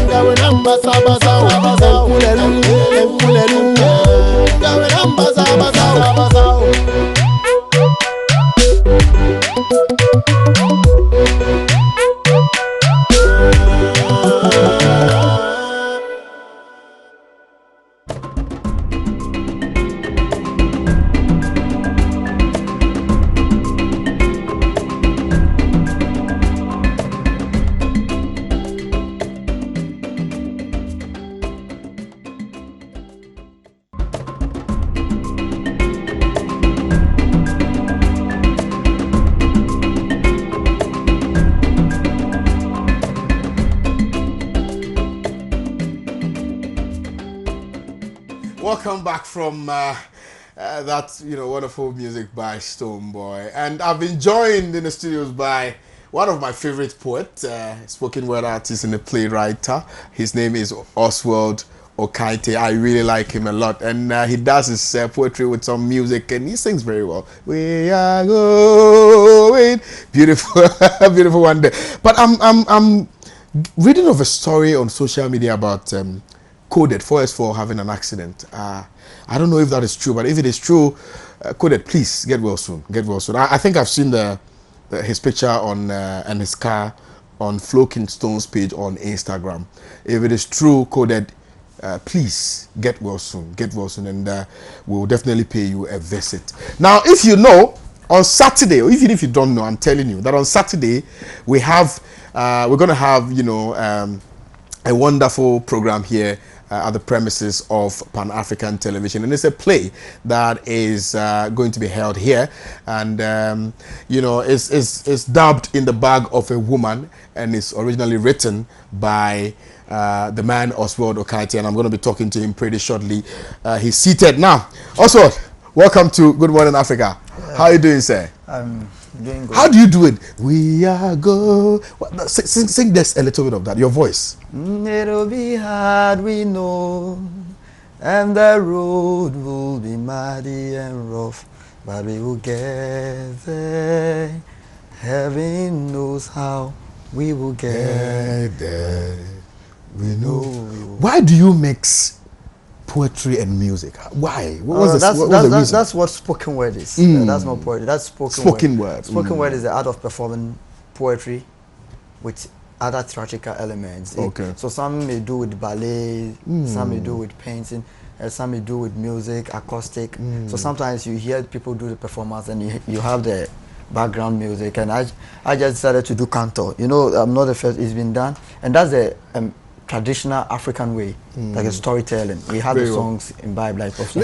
Let's talk about theater in Ghana. We know of Uncle Ebo White, who has been doing extremely well in that field. He's been having some wonderful plays. I've watched a couple, and I think he's doing very well. But it has not been so predominant, if you like, and people don't really understand the dynamics and what goes into theater in Ghana. Can you just explain to us what theater in Ghana is and how far we've come in that regard? Well, anytime we mention theater, I know theater is not just restricted to drama. We have the music, we have the dance, etc. And anytime we want to talk about drama, it is very natural with the Africans and Ghanaians with our storytelling. And then we have to mention and give a praise to names like Ifwa Sutherland, etc. Those who have passed and gone. So it is just that Uncle Ebo White is doing it contemporary in the recent times. And the last time I had a chat with him, said 1978. He started around 1978. That's a long time ago. A long time ago. And he's giving in a lot of things just to arrive here. So he started 1978 and around the 2000 he came to Limelight. To tell you what has gone into it, so many things just to come back to make it. And now, until recently, if you ever told someone you were reading theater in school, hey, dondology, but now people pay attention to it. So we have to say that theater is not thriving. Theater is growing now. I can say I'm a playwright. I'm into theater without any problem, and confidently that I do theater production and for a living. There's no problem. Does it pay? Oh yes, it pays. It is now a couple. The further you have young people get into it, tells you that there's a promise of hope. It's getting well. No, like any other thing, you need to build a brand before the money comes. To be a king, you need to work like a slave. And so if you invest, and when you get your brand, the money begins to come. But the money doesn't come right from the word go. It's just like investment. You have to put in, and when you have brand, and people begin to appreciate what you do, like Tyler Perry, etc., etc., like William Shakespeare, people begin to appreciate what you're doing, then you begin to pay back. How long have you done theater?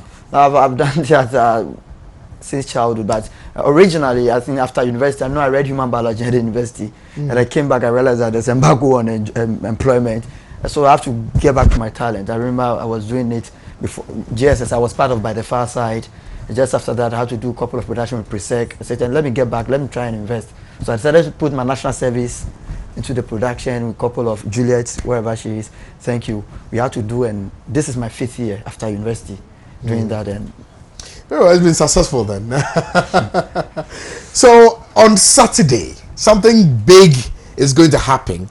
We're going to have a play originally written by you, yourself, and together with a few friends that you have. You're going to be performing here at Pan-African Television. Now, can you tell us a bit about In the Bag of a Woman and why you even decided to do, to write that play? Well, In the Bag of a Woman, apparently this happens to be one of the most difficult, difficult play I had to write. I started promoting that play when I had not finished writing the play. And the whole story turned out to be a good friend of mine, Susan. Susan is ambiguous. She had a bag and she's married, and then the bag fell, and then condoms came out. Hey. I was like, you're married, so why do you have to keep condoms in your bag? And then she told me that I have to keep myself, that I need to protect myself in case the rapist attacks me. So wow. Then you will give the condom to the rapist. So I was like, but it's hilarious. It's like a phone snatcher. Stealing somebody's phone and the person saying that, oh, let me take my SIM card out and give you the phone. Yeah. I was like, no, why should you be working with getting ready for rapists to attack you? Where's your faith?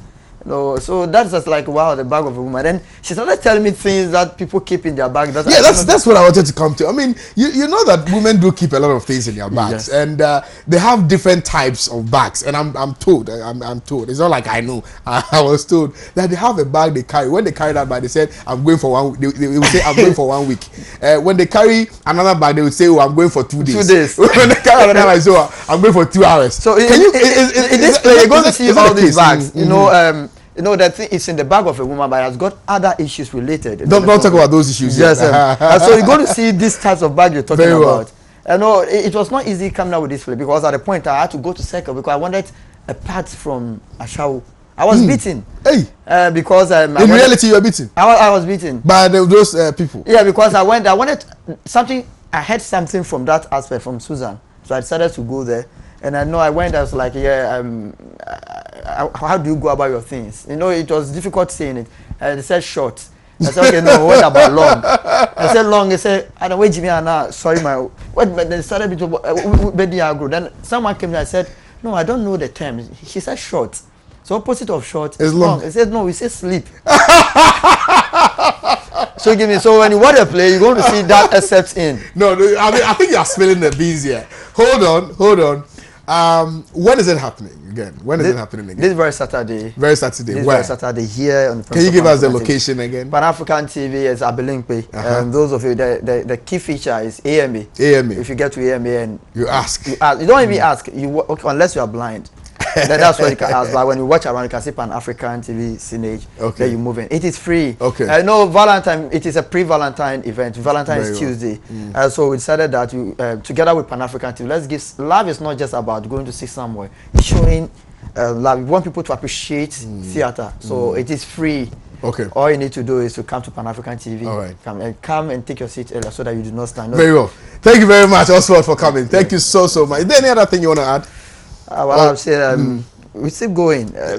People, theater is thriving, but we want to call upon the government to do more because theater has come this far because of individuals. And so when we have the institutions, the National Theatre, the Center for National Culture also coming on board, theater will be able to create employment. We must not always decide to put on tie to go and sit in an office. But we have a lot of people graduating from the theater department. Once you're able to invest more into it, you're going to create employment. Very well. We had to extend this particular interview because of how relevant it is and because of the fact that we're trying to make sure that we get you closer to Pan-African television. And so on Saturday, make sure that you walk in here into the premises of Pan-African television and join us, have a lot of good laugh and a lot of fun here.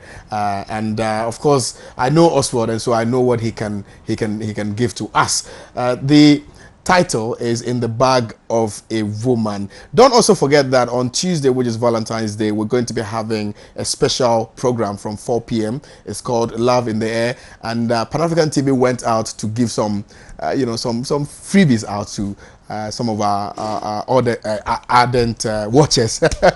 Forgive me for that. And so make sure that you stay glued to your TV set. On Tuesday, we're going to be giving out some wonderful goodies to you and yours. This has been another amazing edition of Good Morning Africa. My name is Kwame Owusu. So big thank you to the production team, the cameramen, the light directors, MCR, editors. Thank you guys so much for another wonderful and exciting edition of Good Morning Africa. My name is Kwame Owusu. I'll see you tomorrow. I'm out.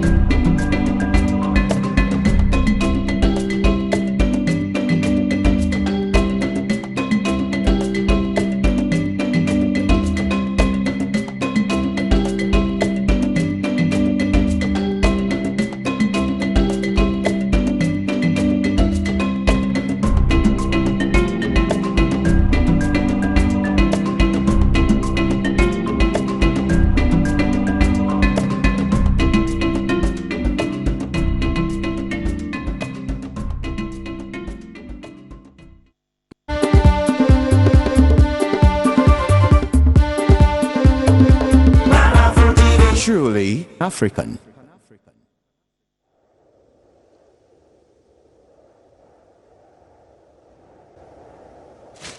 This is an